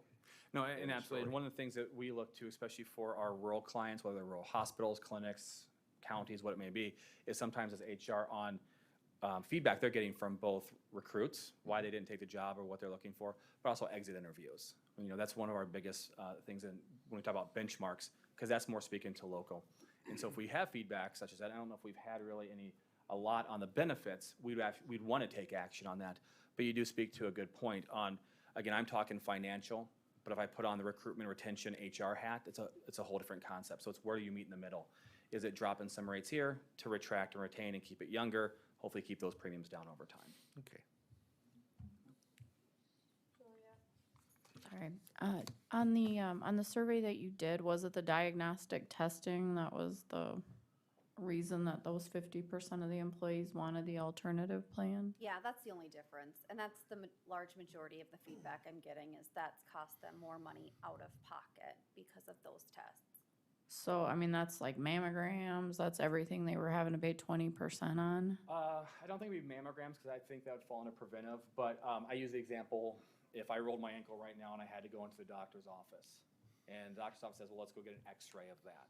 That x-ray would not be covered in my copay for the office. That x-ray would be at deductible and co-insurance. It would cost me more out of pocket than it did previous years. So that's where you are today on that diagnostic test. Same with lab and blood work. We did go to UHC to ask if they could pull some data. It's really tough for them to pull, because sometimes it depends on how a clinic bills the codes. Sometimes that code will be separate, sometimes it will not. Lab work, like blood work, is a lot different. But as far as the membership on the plan, it was darn close to about a third, maybe a little bit more than that have had so far this year a cost because of they've gone in for a diagnostic, either x-ray.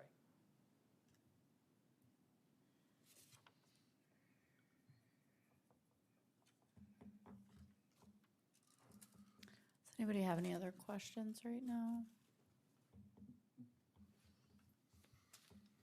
What's everybody want to do? Question, if we were to absorb the cost, the increased cost, any idea what that would, and keep the regular plan, but add this added feature that people like, what would be the cost to the county if we absorb that? So I want to ask a clarifying question. Are you talking about the full increase, or are you talking about the difference between the 6%? So we're talking about just that one plan, the copay plan for the diagnostic, okay? So again, if we keep the plan as is today, Yep. before contributions, 6%, so it's about a $78,000 change, called 79, okay? The difference between that and making it richer, we're talking about what is about $40,000. So $40,000, the county would increase expense by $40,000. The benefits would go directly to cover. Well, what it would do is, if I'm reading you right, Commissioner, is we would accept this plan here, the 8.7, but if I'm hearing you right, what you're saying though is only pass along to the employee the 6. Is that correct? Yeah, they would keep their regular one, and they would have this added feature that would increase that to 8%. Okay? Well, it wouldn't be just the fee, they get that whole new plan design, but you're right, there's only that one change in the new plan design, correct? But again, if I'm hearing you right, you're saying pass along to them the 6, which is no change. Yep. But we're gonna take the change plan, which is an 8.7, the commissioner's gonna take the additional 2.7%, or about $40,000. County would Or, I'm sorry, county, yep, county. And how much would that actually be in down, was it 40,000? Well, it'd be about a $40,000. About 40,000. Yeah. Where would that put us in terms of a benchmark with other agencies then? Does that put us way above? On which benchmark item? On plan design or cost? With regard to cost contribution? Cost. Well, your cost is still, again, when you look at benchmark surveys, you're looking at percentages, because again, plans vary so much from cost, the actual dollar amount. So what percentage of premium is the employee paying?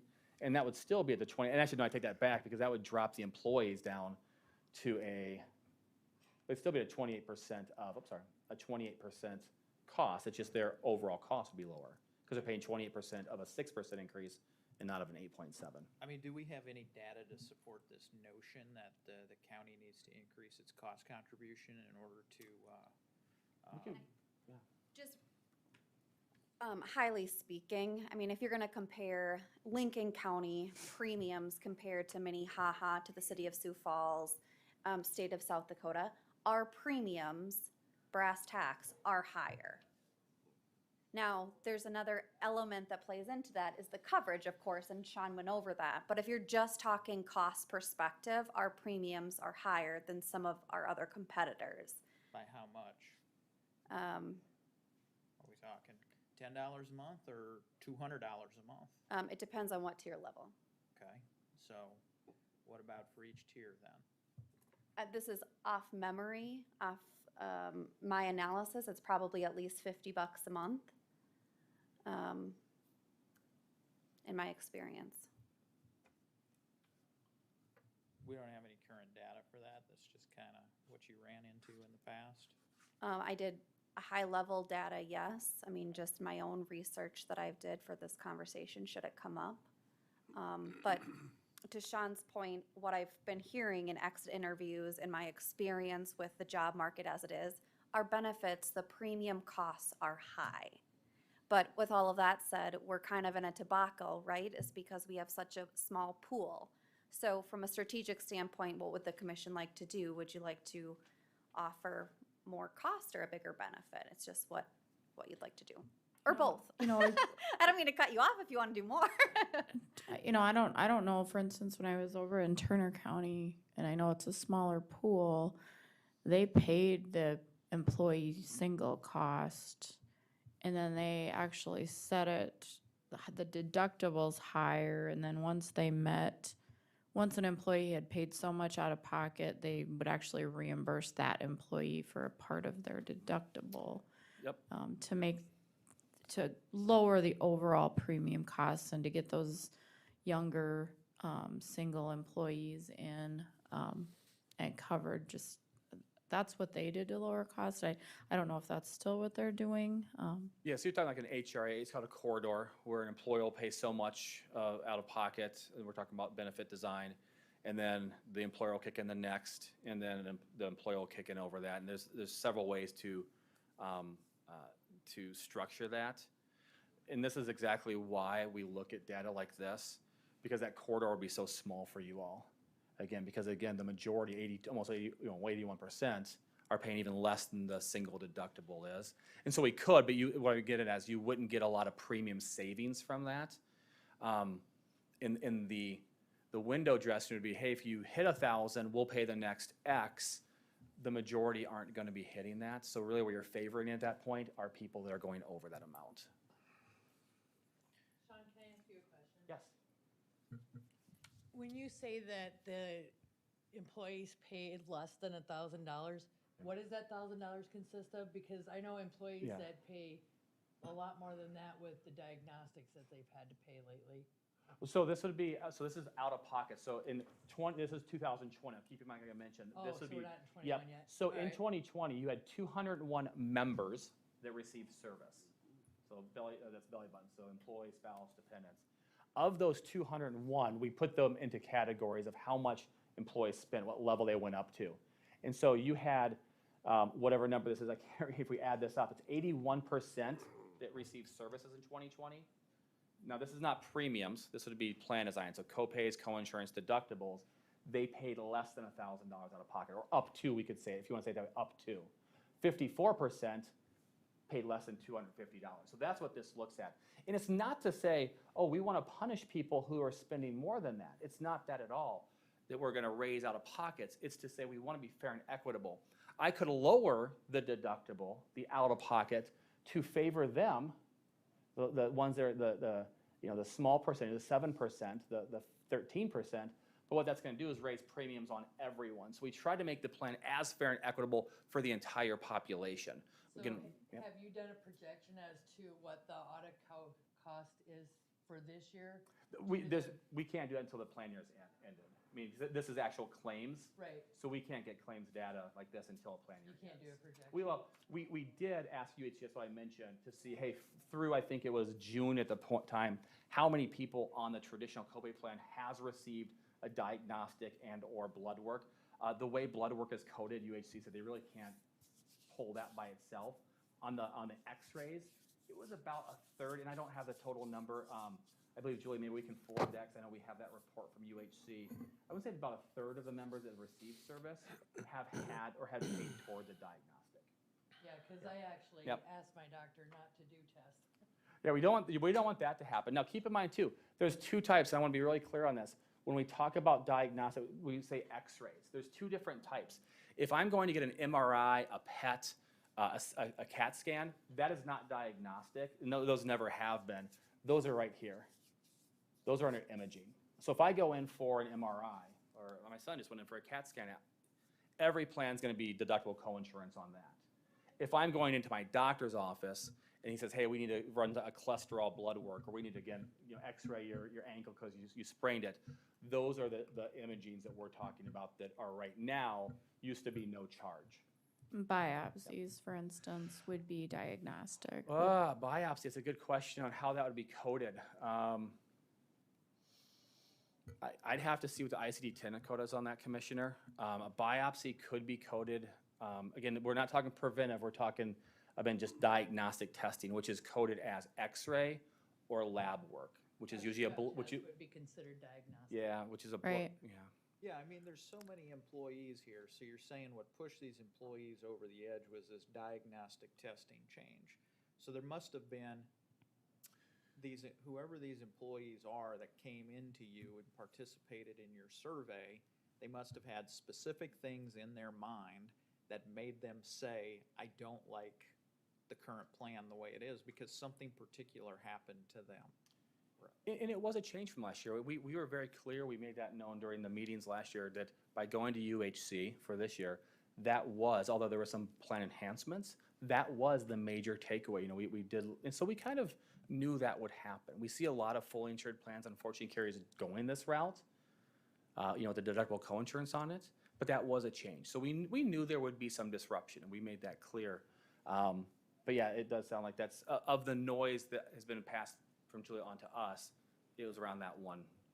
Well, I think as an employer, we want those employees to get those diagnostic tests if they need to be done. And if it's for a family, what, $70 or so for a month for the employee? I mean, $70 goes along. That doesn't go far when it comes to diagnostic testing, is my guess, that it would pay for itself for the employee if they would need that service. So I guess that's kind of where I'm at, is the alternative plan.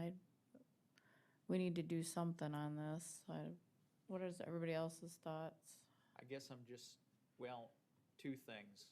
I am surprised and I'm not surprised. People don't want to participate in the motion program. Yeah. They could put money in their pocket simply by walking steps if they wanted to. I get it. Personal preference.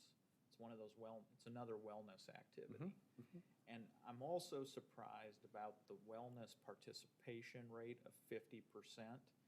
I mean, I'm wondering why don't the other participants, why don't our other employees jump in to save, it was $50 a month on their premium? You know, so if you're so Commissioner Schmidt, I hope you join with me. I'll go around to every single employee and say, who's not enrolled yet, is I really think you ought to get $50 off your premium if you would sign up for the wellness program, right? They have the power themselves to lower their premium, and they're not doing it for a variety of reasons. Maybe some good, some bad, some indifferent. Totally understand it's their health care. It's very private. It's very personal. But you know, we're talking about the county you're talking about the county wanting to pay more. I'm saying to myself, these people have the power themselves to change their premium, and they're not doing it. Well, I don't necessarily argue with you at all, Commissioner Aaron's, on that. I find it, wellness is a responsibility. I think that everybody has to do that. And I think, Julia, you have provided lots of exercises or programs or whatever. But if you had a menu of the activities that someone would do, so let's say that pull something out of the air, that if an employee would walk around the courthouse 2 times a day, just throwing something out, up and down, that would count as a wellness activity. Okay, so that's it. And if that would be the alternative, would be that you would lower your health care costs to yourself because you're in a wellness program, I don't see why they wouldn't want to do that. Now, there may be limitations because somebody has inability to walk or whatever, but I think if they had a total menu of those things, that'd be something to explore. And you're right, Commissioner, I was looking at having the county pick that up as a job perk. That's just for discussion purposes. I think we have opportunities. A lot of things maybe we haven't explored, but I do find $12,000 a little bit heavy for the average individual for their wages that they get here. So Commissioner Schmidt, ironically, one of the things of motion is to get up from your desk and walk 3 times a day. Yeah. And they'd pay you $1 into your HSA at no cost. So do you wear a monitor? You can use fitness trackers, whether it's your phone or they have, I'm going off memory from the meeting I did yesterday, they have a set number. There's quite a few different type of watches you can wear, from Apple Watches to Fitbits to Garmin's. Oh, yeah. So. But I mean, these are, I mean, actually, you know, if you want to maintain a healthy workforce, well, good health is do that. And you can't just sit behind your desk and expect, I honestly believe that, I don't mandate, that's a bad word these days, But boy, I would encourage everybody to be enrolled in some kind of health activity. And I don't know what they are, category A, B, C, Julia, I don't know. And that's what we have, that's what the wellness plan Yeah. currently has today. You said the motion program is $1 a day? So it can be up to $3 a day. So so it's fit, frequency, intensity, and tenacity. So first one is if you get up and do 300 steps 3 times per day, an hour apart, that's $1. Intensity is, I think it's, off memory here, 3,000 steps per day or 30 minutes exercise where your heart rate's elevated, that'd be another $1 a day. And tenacity is if you get 10,000 steps in a day. So if you do that, $3 a day, you could earn up to $1,095 a year put into your HSA account. The other thing about FIT is, speaking of trackers, UHC will give you $55 into your HSA account to use. To use either towards a tracker, or if you already have one, they'll just put it in your HSA account. So it's another $55 there as well. So if you did the motion program in conjunction with the wellness program, you could save up to, you could reduce your healthcare costs by up to $1,695.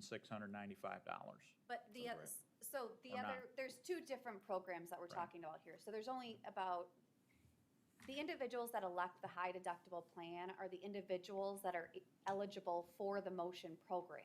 Okay. And so there's very few individuals that actually are eligible for that program. But as we talk about wellness programming in general, that $50 premium reduction each month, there's a large plethora of things that employees can do to get that benefit. So I just want to be clear that to employees, it's not just about walking. So if you don't feel like walking that day, there's sleep challenges, there's all sorts of things. Coaching. So just to make sure everybody's well aware that they're 2 different programs. Right.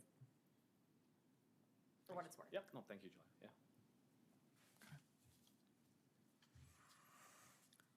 So is there thought on what you guys want to do? To get us off the dime here. Julia, if they go in this wellness program, and I don't know all the different things, they could save on a yearly basis how much money? $600. How much? $600. Okay. That's a reduction from their premium, correct? Exactly. Yeah. And that applies to every program participant. Medical, yeah. Well, to the employee. Every employee. Contract, any contract. Well, every employee could reduce if they chose. They don't have to, but they could reduce They their, meet the requirements to of the about program. Yep. 11.7, yeah. I do think there should be a clarification here that they would have to also be signed up for this insurance program, right? To be on the to get that $50 premium deduction. As employees have to enroll in benefits, health insurance to Right. get this So when option. we talk about 50% of the employees are signed up for the wellness program, we should maybe talk about the percentage of the people that are signed up for the insurance that are signed up for the wellness program. Maybe that statistic should be used. That's a good question. So if 50% of our employees are signed up, how many of that 50% is program participant? So no, let's look at it this way. So you have, and I'm speaking off, it might change this month, 87 enrollees, I believe, in a medical plan, about that? Or 90. Yeah, 87, let's call it 90. So you have 90 employees taking your group health insurance. Those 90 are eligible for the wellness program. And 50% of them are currently signed up. Exactly. Okay. Okay. Yeah, they're all signed up, right, but 50% are participating. The large majority will complete the program. Yeah. Okay. Because there will be some that Does that answer your question? that do a few of the wellness activities, but not all, so they don't get the benefit, the $50.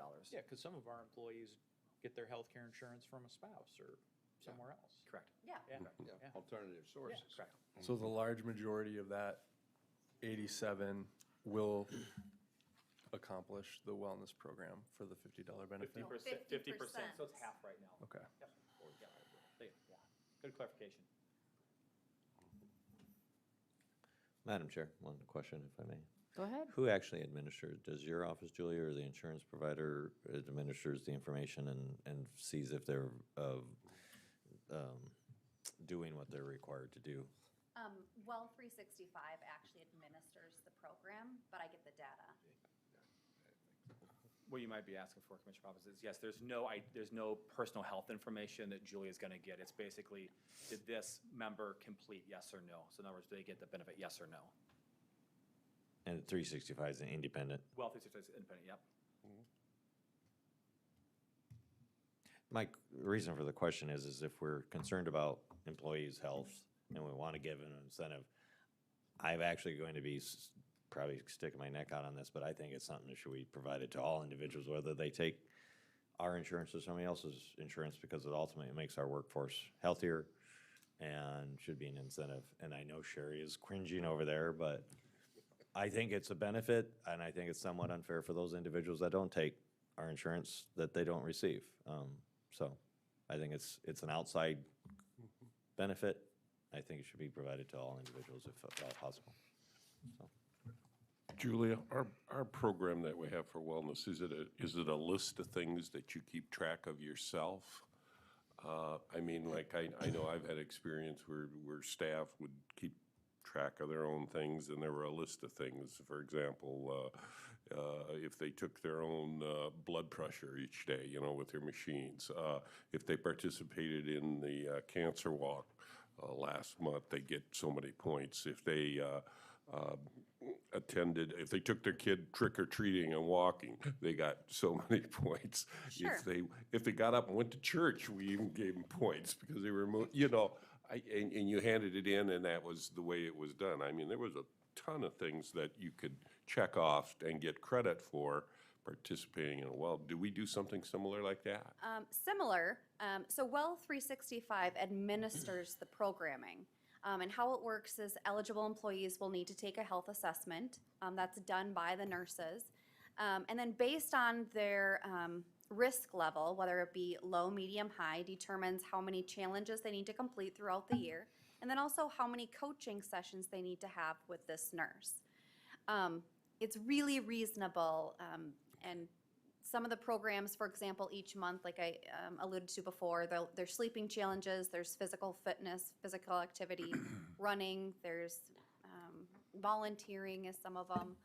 It's really structured, there's a portal, and of course, they oversee that. Okay.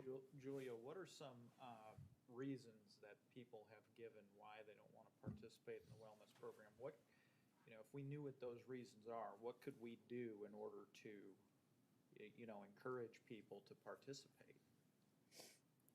That's a good question. I don't know why they don't participate.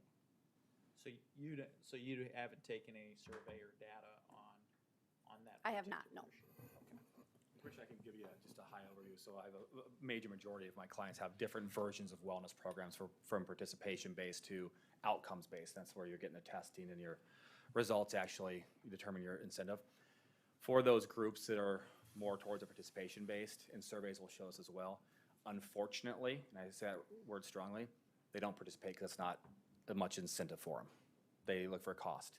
Unfortunately, you have to pay them to be healthy, and it's a sad state, but it's where they're at. It's not until programs you see in surveys start moving towards hybrids where they have to actually get tests done, and those tests play a role, that you see percentages go up more.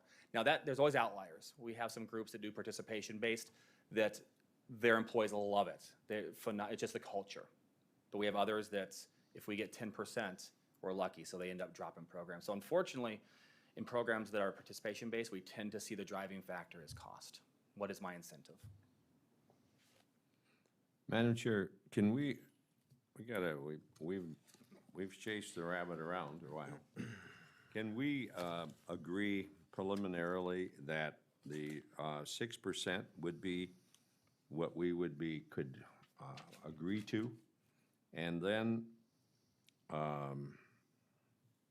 looking at other options, and certainly encouraging our clientele to take the health program, which, if they chose to, would just about pay for the additional premium cost for the diagnostic portion.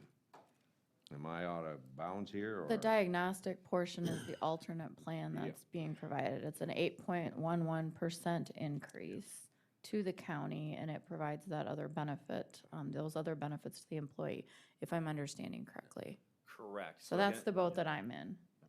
You're on the 8% level. I'm on the alternate plan. Okay.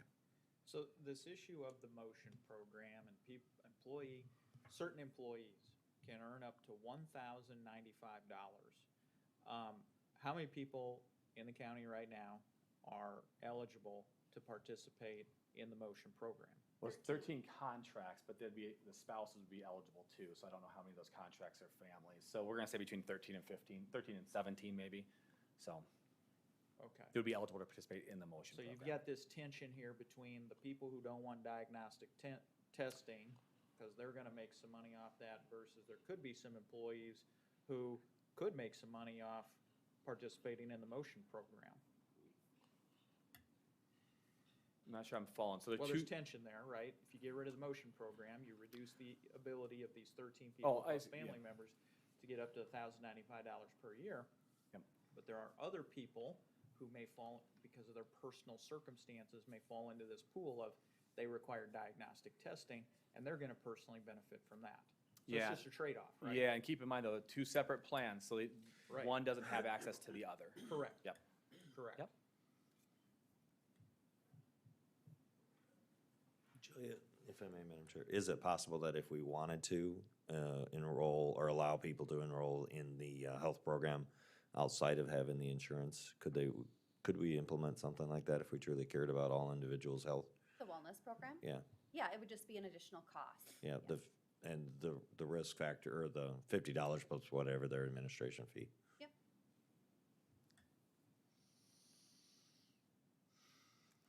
I'm looking for a motion.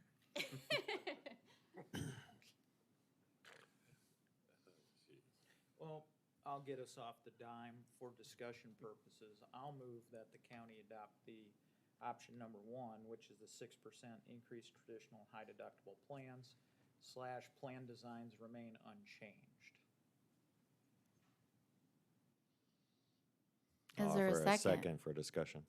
Okay, any further discussion? Commissioner Schmidt, I know that you would prefer the alternative. I think this would be the time are we gonna hash this out or stick with the 6%? Yeah, Well- I'm on the record that as far as this health program that we're offering to those that take our insurance, I think it's an outside cost to the county. It's an independent aspect. I think it should be offered to all individuals if we truly care about trying to make our health pool better, because maybe that will be an incentive down the road as well. Sorry, Madam Auditor, I probably am creating more work somehow, but I truly think it's something that we should offer to all employees, whether they take our insurance or not. The action is to try to make our employees healthier, encourage them to take steps upon themselves to get healthier. And as far as the motion, the other plan, I'm in agreement that I don't understand when those 13 individuals, if we only have one that's actually actively participating, it seems like they have a huge incentive and are not taking an opportunity to do so, but. So under the 6% plan, we haven't addressed the diagnostic thing. That's still out of pocket. Yes. Correct? I think we're leaving maybe I just think that in this day and age, that diagnostic thing is probably one of the most important things you have. Because if you're in a situation, if you have any cancer situations, you have anything, you're gonna have a lot of diagnostic testing. And I don't like to see our employees have to pay that out of pocket. I just don't. I don't think that's right. Madam Chair, I'm going to offer a motion to amend, What is your motion? to add that the the program for health administered through the 365 program be offered to all employees, not just those that take our insurance. So the motion then is the 6% increase and then adding the additional Yes, wellness for other employees that aren't part of the plan. currently, yes. Is there a second to that amendment? I'm gonna second that amendment for discussion purposes only, so I can ask a couple questions. Sure, go ahead. So now that we've got a proper amendment and second on the floor, what would be the increased cost to the county? And then secondarily, what are the mechanics of how that would work? And it's a great question. I think it's something we'd have to work with Well 365. So there are a couple factors into there. When you do pay that $50, for example, it's going to be a taxable amount to the employee. So there's some compliance issues there. Nothing that you probably aren't aware of. We'll have to work with Well 365 to get a proposal to see if the guess would be they would just take the current administrative fee and increase it by the number of bodies, which how many, so if we're saying, let's just for number's sake, say 90 are on the plan, how many total eligible? 132. So we're talking about 42 additional bodies for administration. And then if all 42 earn that $50 per month, that's probably not going to happen. But again, even if you took half the current, another, let's say 20 to 25 employees. Now, the purpose or the intent behind Wellness 365 is twofold, right? Number one, it's to increase wellness, but number two, it is specifically conjoined or tied to economically incentivize the individual to do these things, hoping they become healthier and reduce their insurance cost. Yep. And we don't know if those people are on in different insurance plans through their spouse or through an alternative mechanism, whether they may already be receiving that benefit or not. That is correct. Two questions to that, or two answers. One is that you probably, do you take reasons for waivers? Not reasons, no. Okay, so even if we make the assumption that all 42 are on a spouse's plan, even if we had that data, you're correct. I haven't seen an employer to this day say, okay, if you have that plan, do you have access to another wellness? So outside of surveying those employees, you're right, we would not know that. Right, so we wouldn't have the data, we don't know the reason why. And so if we did offer them Wellness 365, they would essentially, if the county pays for that increased cost, we may actually be duplicating services, although we don't know to what extent. And then we'd be taking on the burden of having to track them, because we don't track them right now, right? We don't take on reasons or waivers. Well, right Well now. 365 would track them, so at least Okay. that's one burden. So yeah, Okay, Well they would. 365 handles all of that. So that part, you wouldn't have to worry about the burden, but you are correct that you wouldn't know outside of surveying each of those individuals. Are you on another plan? If you're on another plan, do you have access to a wellness benefit? If you do, what is that benefit? The plus side to it is, as Commissioner Poppins mentioned as well, and we have a lot of clients that do ask these, and we have some clients that do offer wellness benefits to, or programs to everyone. The incentive's usually different. We have some that just for those that aren't on the plan get, we'll call it swag, right? Water bottles, stuff like that. So there's differences. But that is the purpose, is to make this a place of a healthier culture, and hopefully, show that, the county, the employer, we care about our employees, whether you're on the plan or not. So there's both sides of it. It is trying to create that healthier workforce, even outside of knowing what they're doing outside of that plan. So one thing that you did say, Sean, is that it would be the. I'm like, she's not talking. The $600 that we would be giving the employees that are not on the health insurance, that would raise their taxable income a year by $600. Yeah, I do want to go back to my compliance team, but I am fairly confident and I believe that is a taxable amount. It's taxable income, yes. So then technically you would probably only be getting about, depending on your taxes, maybe $25, $20 benefit. Possible. Put you in a different tax bracket. And it still doesn't create the mechanism that it's intended for, which is to reduce this county's insurance cost. Well, this is not my side, but, work comp is also a health issue. Now, it's not my side, but if you have a healthier workforce, you would think that would lead to lower work comp cases.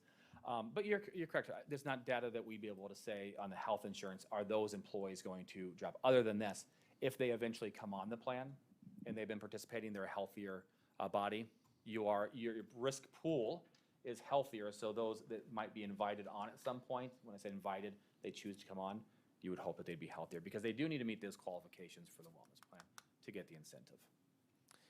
As far as this is being added to all employees, I still believe that it's a vision that we want to care about all employees' health. It's still elective for those individuals, whether it increases their taxes. Would be for them to decide if that's a benefit worth taking or not. But it is a benefit excluded kind of outside of the insurance. It's an incentive we're giving to employees. And I think it's an incentive we should give to all employees. So just like the insurance in itself, we give those individuals the opportunity to take elect to take it or not, I think should have an incentive in whether or not they take this benefit or not, irrelevant to whether or not they take insurance. And so we're discussing this, and I've already said what my position is on the alternate plan. They can recoup $50 of that $70 family cost a month by participating in the wellness plan. They have to meet the criteria of the wellness programming, so yeah. And I'm talking the 365. Yeah, yep. Okay. So that would mean, to your point, that would mean that what was it, $70? Correct. That would increase them by $20. What was the $70 coming from? The $70 I thought was the increase in the cost of family under the alternate one plan. The alternate plan. Yeah. Okay, my apologies, there we go. So Yep, if there you go. If you had that, Yeah. that would be the $70 extra. Correct, yep. You take the health plan, you get 50 of that negated, so the actual cost is now $20. And you have the diagnostic thing included, correct? I know my problem is that whatever plan you look at, they're all expensive. Yeah. But if I go to the doctor and I need to have a biopsy and oh wow, I've got to pay that myself, or 20% of that at least. And I could have just been paying $20 or $70 extra a month. I think if we care about our employees, that's what we should do. And they are incentivized thereby by participating in this wellness plan, if that cost is really something that is of concern to them. Because if I'm paying $1,000 a month and my diagnostic testing is not available, it's not even worth me having the insurance. More than likely, and I can go be under my husband's insurance or what have you, which also plays into what our pool of employees that are choosing coverage are. Certainly, the unavailability of the diagnostic testing is going to play into that. Commissioner, I like your idea. If they have additional cost to the employee on the 8% basis, but are able to negate the majority of that cost and include this one critical element, that makes sense to me. I could support that.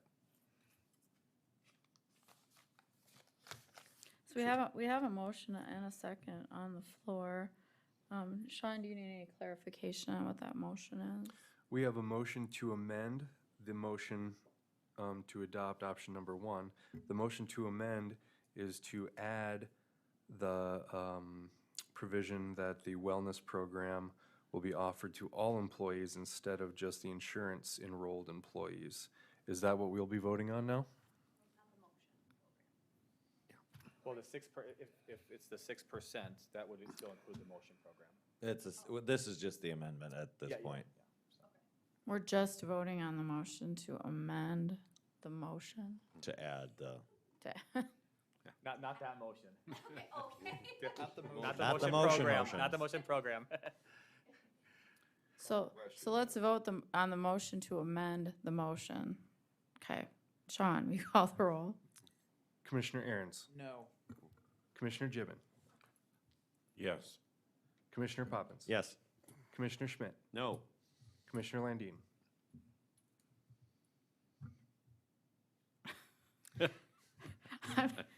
Buck stops there. We're going to turn around and have a roll call on the actual motion as it is or is not amended, correct? Yes. Yes, then I will vote yes on the amendment. So that would mean that Aaron's motion with Poppins' second would be to adopt option number 1 with the 6% with no change in plan, to also include wellness program to be offered to all employees instead of just the insurance enrolled employees of Lincoln County. Correct? Correct. That's my understanding of the motion now.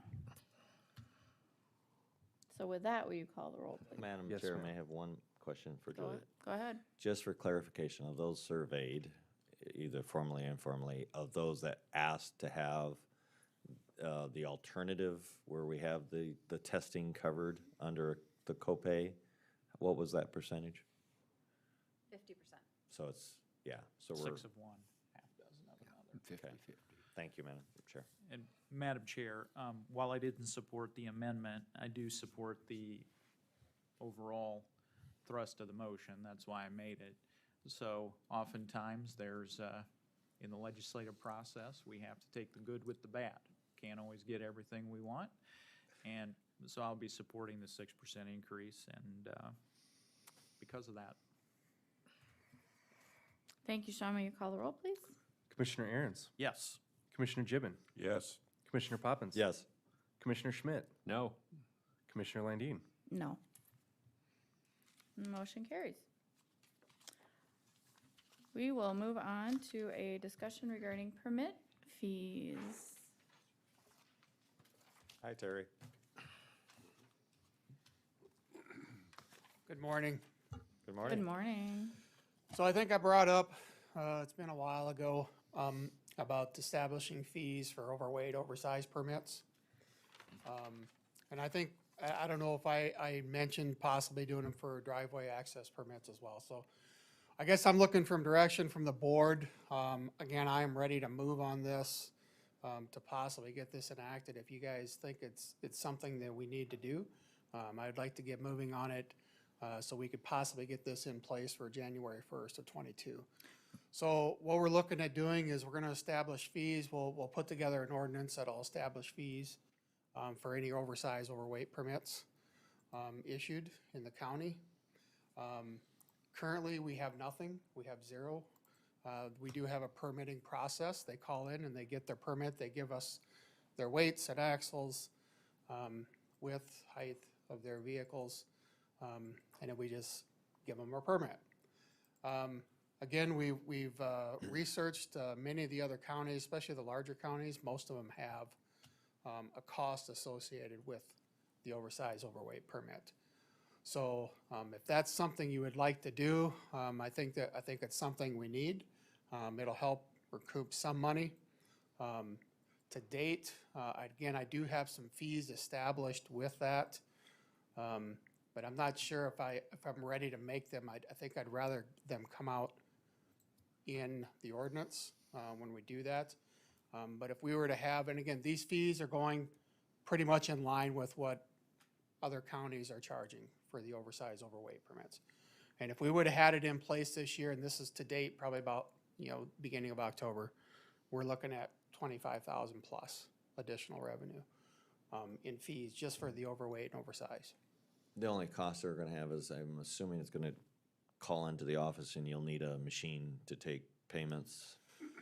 No, so that's another thing that we had discussed, or we're kind of throwing around. And I spoke with, I know Minnehaha County, they have that ability to take credit card payments or pay online. But I don't know if we're quite there yet. I know I talked with Toby. I think they kind of do sort of a little bit or somewhat. But I think what we would do to start with is, again, part of the ordinance is going to be they have to request a permit within 48 hours of actual haul. And once they call in to get that permit, we will create an invoice. And again, we're going to get an email. We'll email them the invoice. And again, again, I have a couple counties that do it that way. And if they don't pay, then they don't get another permit. But he said he's never had an issue. Again, the utility permit that we do, that's how we do those. They send in their permit, I figure out the cost, and then we invoice them for that, and then they send their check. But aren't utility permits from a local utility, usually that's not going anywhere. If you've got an overweight or oversized, could be somebody moving through the county, they come through one time, we'll never see them potentially again. That's not been a problem for other municipalities? The couple counties that do that, no. Nope.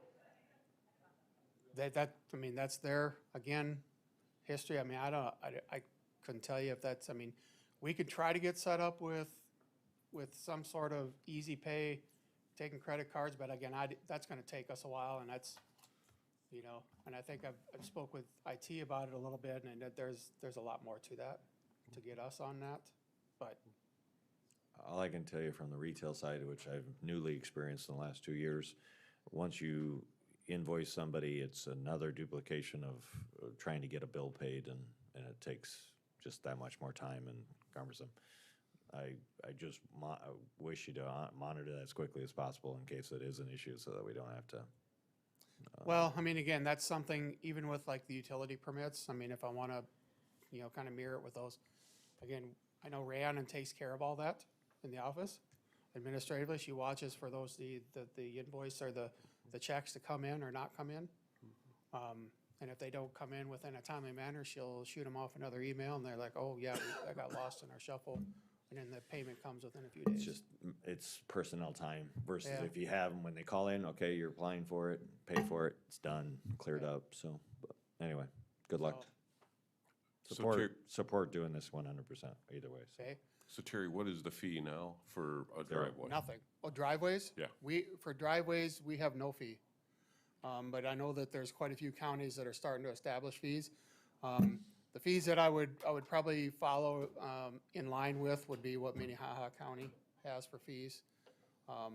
So like a residential driveway access is probably gonna be about $80. A farm field would be $70. Business, I think, or commercial is gonna be $175.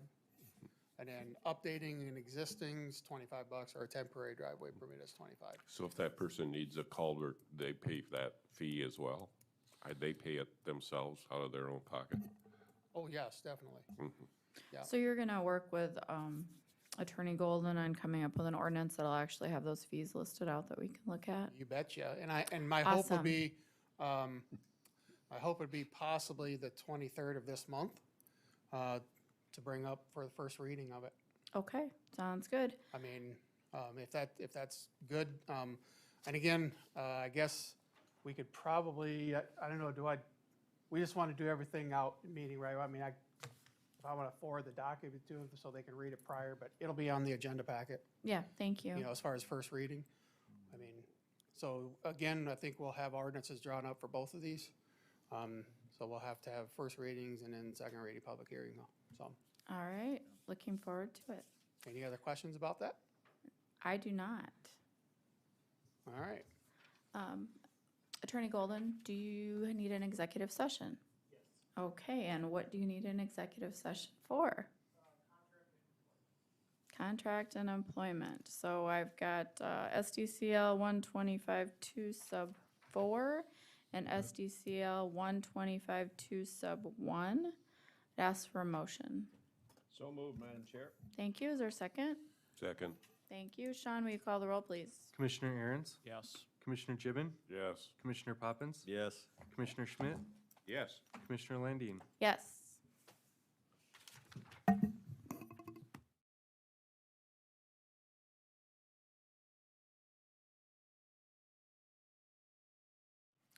Commissioner Aaron's. Yes. Commissioner Gibbon, Yes. Commissioner Poppins, Yes. Commissioner Schmidt, Yes. Commissioner Landine. Yes, I need a motion Move to to adjourn. adjourn. Second. Thank you. Sean? Commissioner Aaron's, Yes. Commissioner Gibbon, Yes. Commissioner Poppins, Yes. Commissioner Schmidt, Yes. Commissioner Landine. Yes. Motion carries. We're adjourned. Thank you.